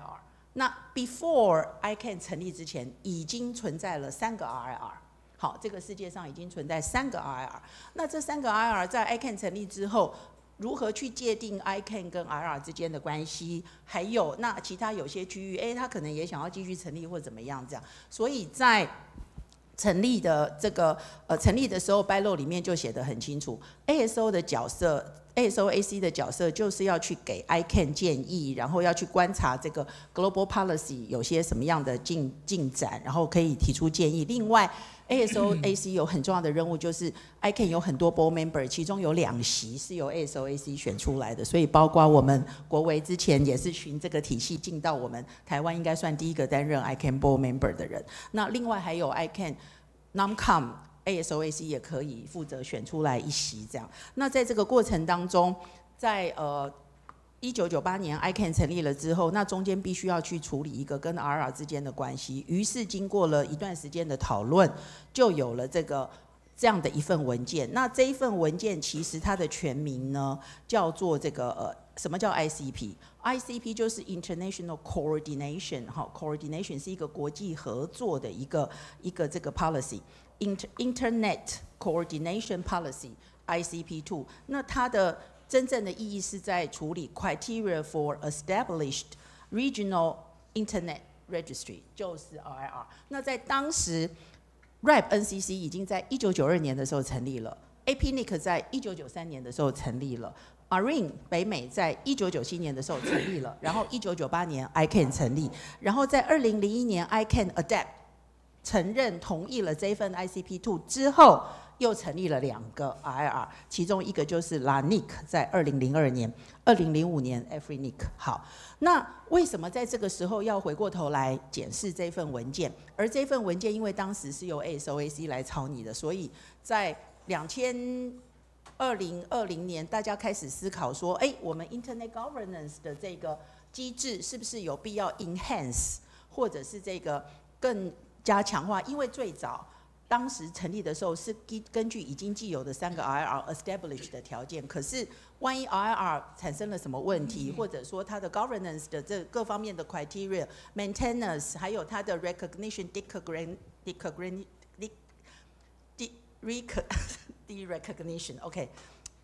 好，就是万一这个部分其实产生不足的时候，怎么样来 enhance 这个机制？于是就把当初 draft 这个的负责的 ASOAC 就由我们来承接这个工作，所以从2023年开始到现在，那因为大家知道，虽然这不是一份 global policy， 可是 due process 非常重要。那我们用什么样的 due process 来做这件事情？我们先 review 了 ICP2 的 draft， 然后处理了 drafting 的 core principle。定出24个原则，然后这24个原则先问问大家的意见。那这里面的 consultation 程序分成2个部分，一个是5个 IR 的 community 都要，另外一个是 ICANN， 因为这里面中间有不同的 multiple stakeholder， 所以 due process 是最重要的一件事情。那接下来就 community 有 input， 我们就根据这24个 principle 来 feedback 来做调整，然后之后就 draft 这个 update 的 document， 然后到今天我们已经经过了这些程序，然后在这个上个月的28号公布了 version 2。那这个 version 2呢，我们也把这个 ICP2 给它一个更清楚界定它的名字，从名字就可以知道说为什么要这份文件。那这个名字就是我们把这个名称从这个把它改成这个名字，等一下我的名字在哪里？名字是 RIR 的这个文件，从title 把它改变成这个Governance Document for Recognition, Maintenance and Derecognition of Regional Internet Registries。它把这个 option 还有 recognition, derecognition。那如果大家有兴趣，我们现在网络上都在做这个公开征询的程序。那为什么要提这件事情？因为从 Internet 开始发展到 ICANN 的成立，然后中间联合国也开始关注 Internet Governance 的议题，非常多的 multiple stakeholder， 其实可以 review ICP2 这个 opportunity， 回过头来把所有 multiple stakeholder 在这里头应该差不多都有提到了，然后借由这个机会来对 Internet Community 里头有更进一步的了解。那至于说如何 participate 或者怎么样，可能我们是不是下一 round， 我大概先讲到这里，好不好？好，谢谢。Thank you. Well, if the audience on site, if you have a question, you can prepare your question first. No matter your question in Chinese or in English is all welcome. 在座各位，假设你听到刚刚不管从演讲一直到现在，假设你有任何问题的时候，你可以写下来，然后不管用英文、中文，我们等一下会开放来让大家来提问。Okay, the next one I'd like to talk to the Professor Jason Gao.I know you are in the National Taiwan University in the Department of Political Science, and your major particularly is internet relationship. So, what do you from the scholar point of view to see, the geopolitical internet governance and why the internet governance is getting more important in the geopolitics, particularly in this kind of the space, And can you explain a little bit? And then, I know you already have a few students. The master degree and the thesis is based on the internet governance. Hopefully we can see more young generation, participate in this topic and also with contribute in this community. Please. Hello, thanks Kuo-Wei. My name is Jason Guo from National Taiwan University, and I think as a political scientist, you may wonder why I began to interested in internet governance, right? But if you look at the news these days, the internet is being weaponized by great powers, and especially in Taiwan, right? If you look at the undersea cables surrounding Taiwan being cut, or in Europe, face similar situation, and undersea cable were the infrastructures for internet, right? That's the very bottom infrastructure. But not just beyond that, it's just not just about the infrastructure, but also about Nicole just mentioned about the coordination on the IP address, right? And you have regional RIR and then to the national registries, right? And that actually they were, without their coordination with under an architect and system, internet cannot connect with each other, right? And then, so all the data flow is building upon the governance structure. And when it comes to governance, politics comes in, right? Because politics is often defined as authoritative allocation of value, right? Mm-hmm. And so that's why I think even though I'm a political scientist and internet is not my thing in the first place, but increasingly I think I need to pay more attention to study it and to understand the underlying logic about it. And I think I would even like to share, because I just came back from Vancouver, because I attend the biggest conference, that's the American Political Science Association annual meeting there, and there was a panel at 8 a.m.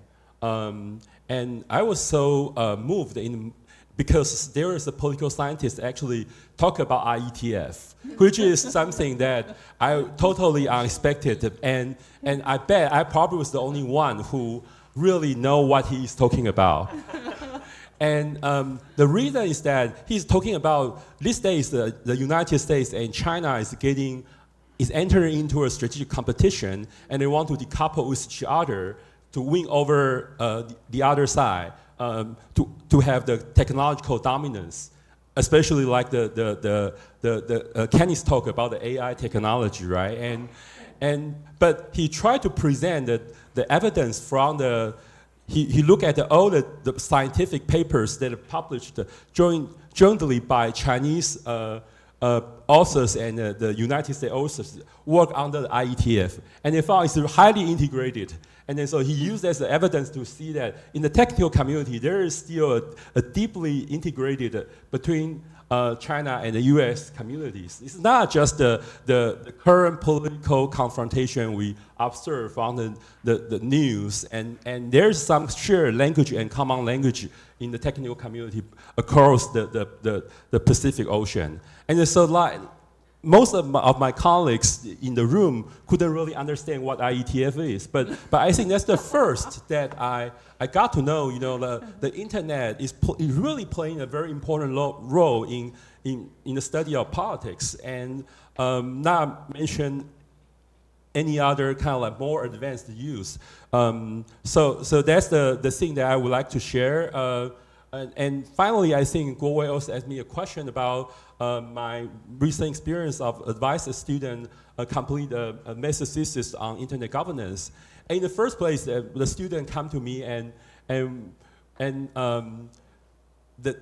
the truth is that he has no idea what he would like to write about. And I just say, why not just try to write about internet governance? And but I have no idea about what internet governance is.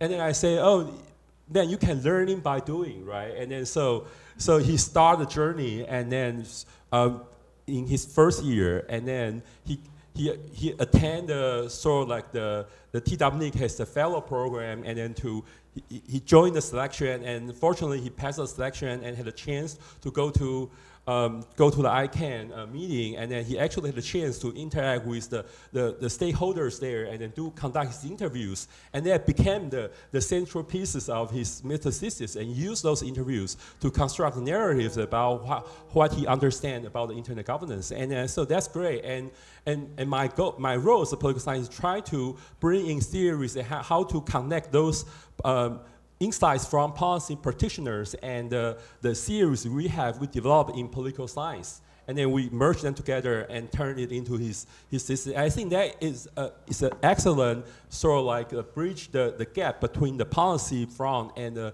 academia. So I joined TWIGF, I think 3 years ago. I think I'm probably just like many others sitting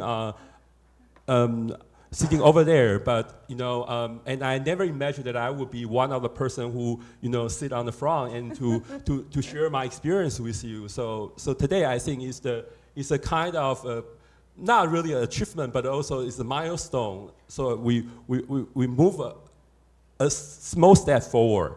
Okay, I will stop here. Okay. Thanks. Well, since you are raising about the IETF, I'd like to ask Kenny Huang. He is one of the IETF expert in Taiwan, because at least he published several of IFC in the IETF. Things that Jason mentioned about, did IETF is the technical people really interested in the politics? Or they are talking about a different kind of politics? Actually, when we're talking about technical, we need to be careful, to be mindful whether technical has any political perspective. But basically, all the technology come with political perspective with an intentional way or intentional way, basically. And for example, like even in the IETF, initially, luckily, initially for the forming of IETF, they decide they don't need to make a consensus by voting. So I decide there's no voting, there's no kin, only the running code. So they appreciate any running code inside the IETF instead of make a voting. So all the decision, of course, we have in the IETF, the IETF has a policy consensus development process. Everyone can raise a question, but any question, anyone can support any particular proposal, anyone can oppose any particular proposal, but with a condition. What's the context why you oppose the proposal with any technical context? So that's very reasonable and can be easily to be judged by participant or even judged by the chair. So IETF chair basically has a great power because they are senior participant to IETF, so they can easily to identify whether the consensus reached or not. And he's relying on the chair to forward the rest of the policy development process. So yes, IETF do have the policy in mind and to forward any technical architecture. That's why a lot of people talking about IETF technical design actually is a political protocol. When you design the protocol, basically you have to political agenda. Yeah. That's why Chinese also try to get involved with all the technical community as well. Chinese right now is the biggest group, right? Yeah, always biggest group, not only in the IETF, but also in the outside the IETF arena, for example, like ISO or the other technical standard, IEEE. They have great influence, great contribution in this kind of technical community with political agenda. So yes, all the technology come with a political agenda, either in an unintentional way or very intentional way. Yes. Okay, thank you. Okay, and next one is I also like to continue for the Markus. If the people, no matter in the audience or whatever, because IGF meeting is have more than 250 sessions. If they want the first time they go to the IGF, what they're going to expect, how they can have an effective way to join the meeting and to dialogue with the peoples, because so many different kind of session, so many different kind of the topic. Even the AI as an example, there is more than 50 sessions this year in Oslo, and you can see from the technical view, from political view, from the even from the legal point of view, or social impact, human rights, So if the first comer to that kind of the meeting, what they can expect and how they can effectively participate in.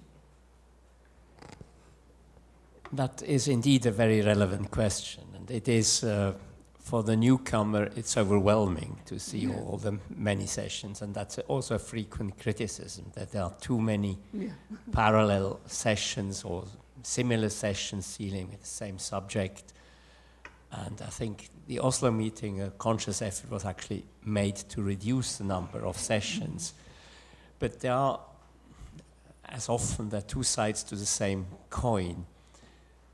Many people can only go to the meeting if they have a speaking role. They have to go to their boss, sign up, then they ask you, why should you go to this meeting? They say, oh, because I have a speaking role. It's absolutely important. I represent our organization, our company, whatever. Yeah, that's true. And if you don't have a speaking role, you automatically reduce the number of participants. So, a lot of people can't come if they cannot prove that they have a role to play at the meeting. But again, the value of the meeting is you can just go to the main session, stay in the same room. They are interesting enough, these sessions. That's something I might recommend to a newcomer. And then the actual value is you can talk to people. You hear an interesting thing. Actually, I didn't quite understand that. You may be too shy to ask the question in a plenary setting, but you can grab the person, have a coffee with him or with her, and have a discussion.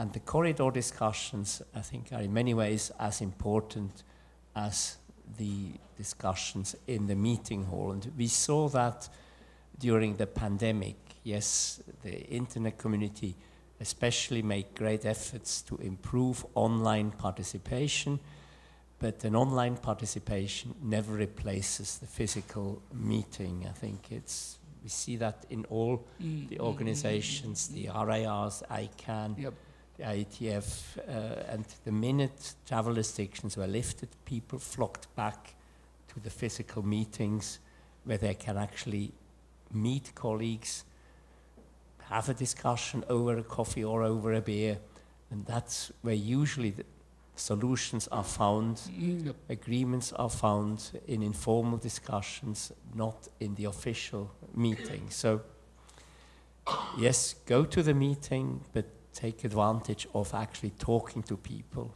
grabbing hold of people and talk to them. So. One more question about that is, what is eventually we can expect of the GDC going, because they don't have a intensive meeting yet, right? So what is GDC eventually going to work it out? Because we knew the WSIS, we knew the IGF for a year, but what is the GDC eventually, how they were going to work it out?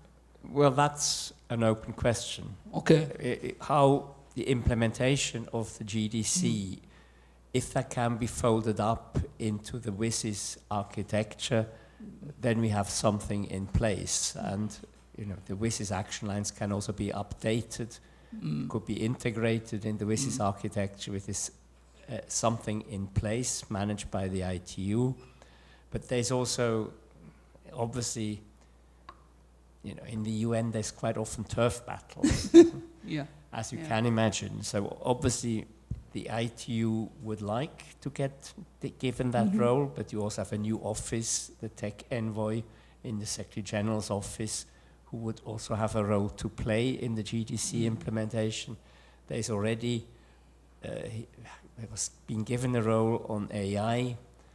So how that will interact, that really is an open question and remains to be seen. But the zero draft makes a very reasonable proposal on how this could actually work out in a sensible way. And if we end up with too many different mechanisms, then we have a fragmentation also of internet governance mechanism, and that's in nobody's interest, I would have thought, except maybe of this secretariat or that secretariat will get a bit of the cake. But as a global community, I think the preference would be to have one mechanism dealing with all these processes. When I was in Oslo, I heard, who is that? I think it's Milton Mueller and some of the people talking about it. They raised one of the questions: who going to lead the GDC? Is in New York or in Geneva? And that is a decide or not yet? No, that all that is open. I mean, it's clear. Geneva-based organizations are much more technical. There's sort of a saying in the UN: Geneva is the kitchen and New York is the dining room. It gets often prepared in Geneva, then it moves up through the ECOSOC, whatever, to the General Assembly, where they adopt it finally. But New York is much more politicized as an environment. Whereas Geneva is much more open also to, it's not just the ITU has sector members, there are businesses taking part in the deliberation. You have also the ILO, International Labour Organization, as employers and trade unions taking part. You have UNCTAD, which is quite open to other stakeholders participating. The UN is much more, in New York, much more governmental. There are governments, and the other stakeholders are sort of an afterthought. So that really changes the character of the meetings, and obviously from internet community's point of view, the more that happens in Geneva, the better, because it's much more open to non-governmental stakeholders to participate. Nice to know. But this is an open question, and that will be decided by the General Assembly. But again, the zero draft is not the final outcome, but it is a good start. It's much more difficult to bring something into a draft that isn't there than to delete it from an existing draft. So there will be attempts to delete many bits which are in the draft, but as it is, the existing draft is a very positive starting point for the negotiations. Thank you. And the next one, I also like to, coming back a little bit to the Kenny Huang, Nicole talking about is the ICP2, and of course, the ASO position basically is should be represent the IR position, or a little bit different. Kenny, sorry, can you repeat the question again? I mean the ASO already have an ICP2 proposal, the vision. And is that to represent the IR position or not? Of course. ASO, what ASO did, they have public consultation. And the public consultation goes through all regional internet registry. They are public forums. So basically, they get a consensus from the forum, from all the public input. Yes, it's on behalf of all IR consensus. It goes through the IR consensus process, of course. And also the implication also will impact to all the IR operation, because of the document right now changed from ICP2 to IR governance document. So IR governance document, we need to comply with the document requirement. For example, like we need to have a periodical review to make sure the IR operation fulfill the transparency, accountability requirement. And also not only apply to IR, all the IR subsidiary, for example, like NIR, like TWNIC, also need to have a periodical review by the IR, whether TWNIC or any NIR fulfill with the transparency, accountability requirement, financial requirement, governance requirement. And if doesn't fulfill that requirement, then we'll trigger the derecognition process. That's very serious outcome. If you derecognize any particular country NIR, that means you just declare a war to any particular country. So that would be a very serious issue. If any IR was being declared that was not complying with the governance principle, the derecognition for any particular IR, that means you have declared a war to any particular state or any particular continent. So the outcome will be very unimaginable. It's very, very significant. Yeah, that's what I can say. That is can be imagined, But the question is, I know is next month that ICANN meeting in Dublin, right? And eventually this ICP2 will be, no, you are not going to present in the ICANN meeting? Nicole will. No, the consultation period has started. Well, no, has started already, version 2, but will end it at November 7, that after the ICANN meeting. So that is why we ASOAC need to have another face-to-face meeting in Montevideo right after ICANN. So I think I encourage everybody to review online. And we also analyzed some rationale and reason why we take this feedback or not, and the reason why we draft the document like this. So as I mentioned before, that it is a very good opportunity to, through reviewing this document, we can learn the history of internet and ICANN. So may I have a little bit more minutes, because I would like to come back to the question you go to Markus. Yeah, of course.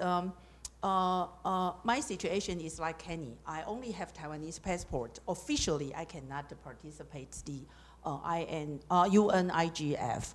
And as a former minister, it is very difficult for me to use another approaches. So, but of course, we need to pay high attention to UN IGF, including the WSIS plus 20, and also GDC, further, future development and the future situation. But at the same time, I would rather to encourage all of us, to learn more about the multiple stakeholder model, through the participation of the maybe under ICANN community. No matter from TWNIC or APNIC or other technical working group as IETF and other, even including ICANN. So I think multiple stakeholder, even UN, they also claim that they adapt the multiple stakeholder model. So I think it is good for us to learn multiple stakeholder through participation or engagement or contribution, contributing to your efforts to this community. For example, currently the TWNIC has already provided some fellow program, and you can apply, then get the maybe fellowship or the opportunity to participate the APR, IGF, and even ICANN. And if you want to go further step, APNIC also provided a fellowship, then you can apply for that. For me, actually, I have no technical background. I'm legal background. In the very beginning, I participate the internet issues. It is about the domain name dispute resolution. At that time, because Taipei Bar Examination and the Science and Technology Law Institution Center, they are host the arbitration procedure for the domain name dispute. So I enter into the internet world. And it's very important to co-work with different background people. That's very important, and just engage and contribute and participate and networking with all these people within the community. So I think if we familiar with the multiple stakeholder and model and participate all these different community, then of course, at the same time, we also pay high attention to the UN and other organization, what they are thinking, and as time goes by, I think we can find a way to work together. That is what my opinion. Thank you. Thank you. Yeah, and I know the maybe Kenny, you can explain a little bit about, because the TWNIC, APNIC, they all every year they have a fellowship, right? I think everybody can apply and submit, and also, participate in this fellowship program. And I think every year you send the people to the APNIC meeting or ICANN meeting, or I think also including the IGF meeting or something like that. Can you explain a little bit? I probably can explore a little bit about the source of funding. And the source of funding actually is quite a lot.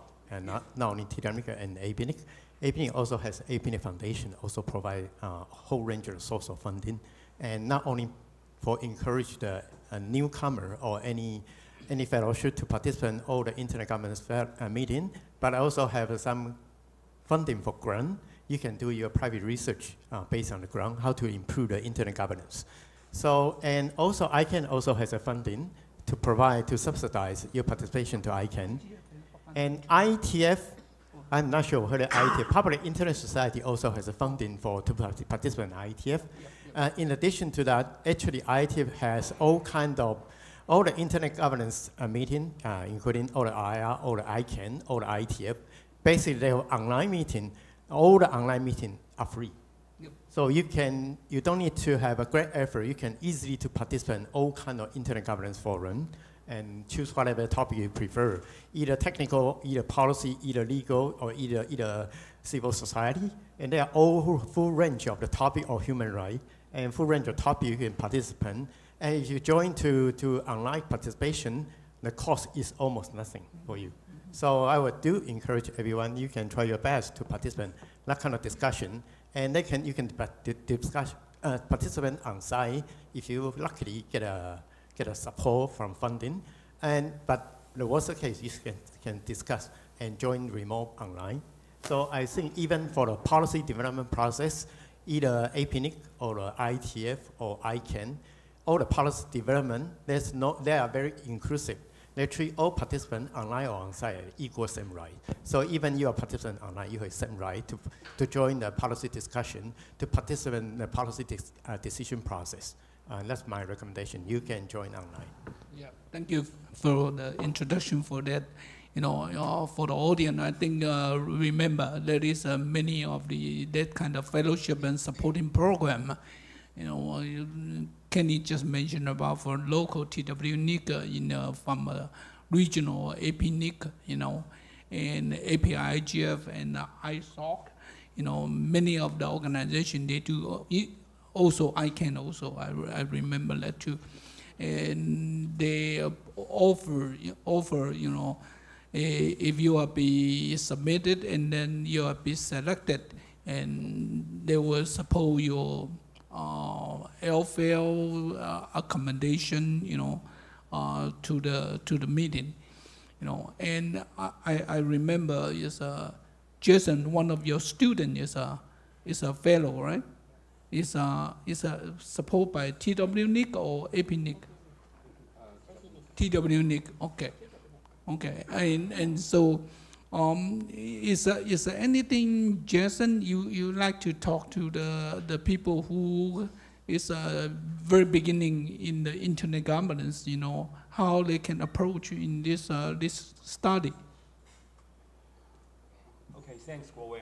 I think as a beginner, I recall maybe 3 years ago, I was just a beginner.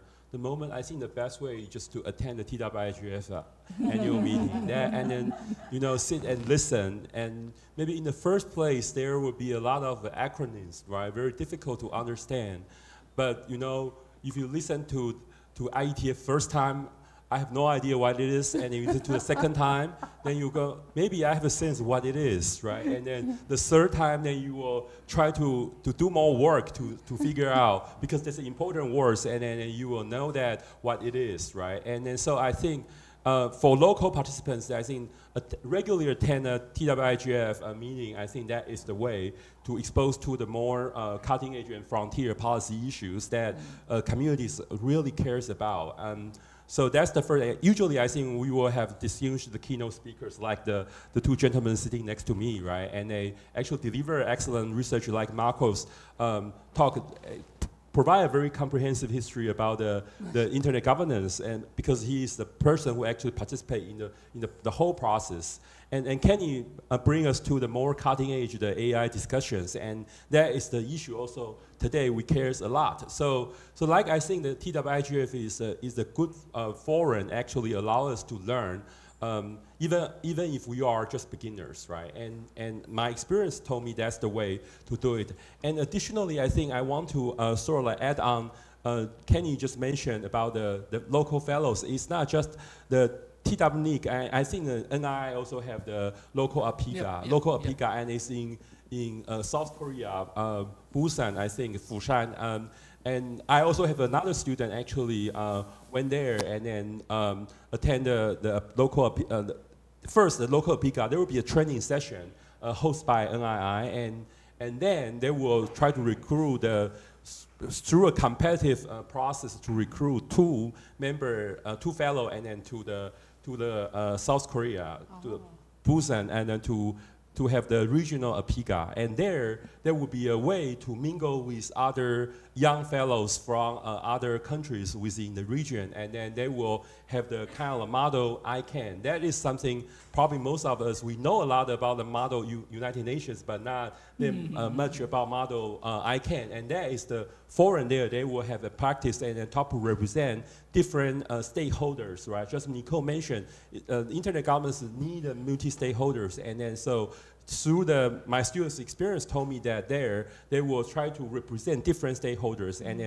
and had the particular internet issues, and then what would be these stakeholders cares about and what will be the other stakeholders cares about, and then we'll have discussion to deal with that, and then have to come up with a consensus and through endless discussions. And so far, I think those who attend that also that not just the ICANN APNIC or the APR IGF IETF, but for that one, it's also more kind of, for starters, it's also a good one, and then they can make good friends. And I really think that's also a way for the younger generations, those who are really interested in internet governance, and they have a chance to know each other, and then gradually they will use the internet, the power of the internet, and to connect with each other. And in the future, they may gather together, and then they may all enter this maybe the industry or the community, and to contribute to the internet governance in the long run. And I think that is a good development, and maybe the way that we want to dedicate more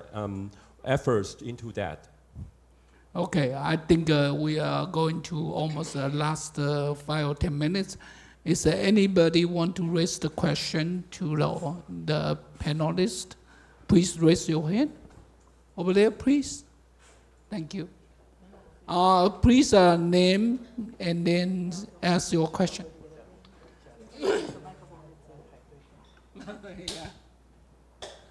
I'm Luis Wang from MODA, and my question is that will the amendments to the ICP2 truly address the ethnics problem? Thank you. we discussed that. Okay. I think maybe every NIC case is a trigger point, one of the trigger reason for our reviewing works about ICP2.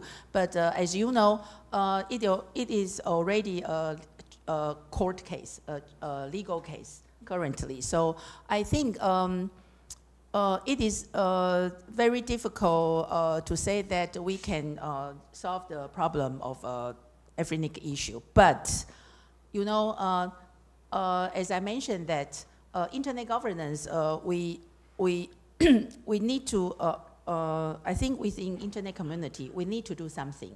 Yeah, because we need to, the document has already been more than 20 years. So as time goes by, as the technical situation, political situation, and the global situation is totally different. So I think currently we take this opportunity to review our governance document and strengthening our governance principles and the rules. It is necessary. So I can say that it is impossible for us to solve the problem of ethnic issue, but our internet community will show our confidence to enhance our governance, internal governance principles and the rules. Yeah, thank you. Kenny Huang, you want to comment about what is the status of the ethnic now? I think you are, you know, IR, you should know that. Actually, I not really don't understand the situation. But I just try to comment. The internet governance situation actually is still in a Wild West stage. That means not only to the number community, not only to the protocol community or name community, and all the policies still is quite vague. And for example, we do have initial order policy, we do have sunrise policy, but we don't have sunset policy. And talking about IR, we do have IR recognition policy, but we don't have derecognition policy. That's why we come with ICP2. Even for CCTLD, we do have CCTLD recognition policy, but we don't have derecognition policy. That's why I become the chair to the working group to manage to design the policy for top-level domain in CCTLD. And after that, then I can change it by law, including the recognition for any particular state, for any particular CCTLD, and also come with a derecognition process to a CCTLD. I believe ITF also have same issue. They have protocol sunrise policy, but they don't have protocol sunset policy. Another protocol basically is useless, like rubbish, but they don't have sunset policy to absolutely that kind of protocol. So anyway, we're still learning from how we governance, and we're learning from doing, and everything was evolving. We try to strengthen our governance framework, and from global perspective, hopefully that can be even better or better. Yeah, and besides, Kenny mentioned that, you know, ASOAC have 2 different hats. In regional, in IR, we are elected or selected NRONC, Numbering Resources Council. But under, we fulfill the function as ASOAC under ICANN bylaw. As the ASOAC. So I think there are still a lot of things we need to do related to the internet governance. So it's a very good opportunity for all of us to participate. Thank you. We can have one more question. Anybody want to ask the question? Raise your hand.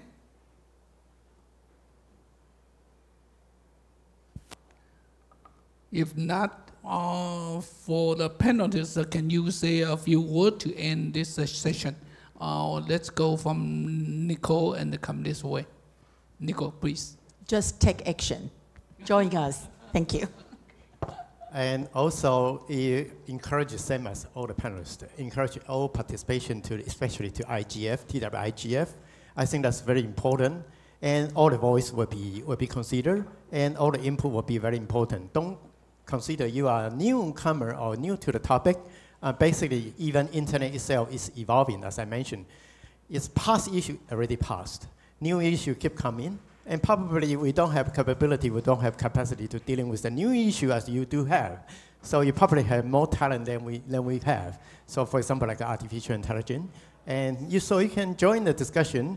And just like a Professor Guo is even a newcomer, right now he's become a senior. So that's my recommendation. Please join the discussion. Yeah, I understand. So one word would be just come join us. And if you want to give up and then just think about my experience, okay?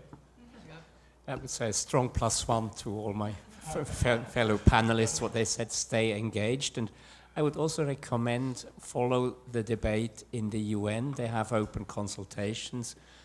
You can also, I'm not sure how it works actually if you want to take the floor. You know, you can put your name forward, but I don't know what the vetting process is and how it works, but at least you can listen to keep being informed and stay engaged. Okay, thank you very much for all the panelists. Can we give the panelists a big applause? Thank you. Thank you all. Thank you. That's the end of this session. 好，那我们掌声谢谢我们主持人还有与谈人哦。那最后也邀请大家，我们来到桌子的前方，我们来拍一张照片来合影。So once again, a big thank you to our moderator and panelists for an engaging session. To wrap up, I would like to invite everybody to come forward in front of the stage. Let's have a photo together. 好，那大家我们往中间靠近。So everybody, let's gather to the center. Look to the camera in the front. 好，那我们接下来也是2天，在2个会场的研讨会安排了15场的座谈，邀集了60多位的国内外专家，聚焦在不同的议题，也非常的期待哦。好，再一次的谢谢我们的主持人，还有我们的与谈人。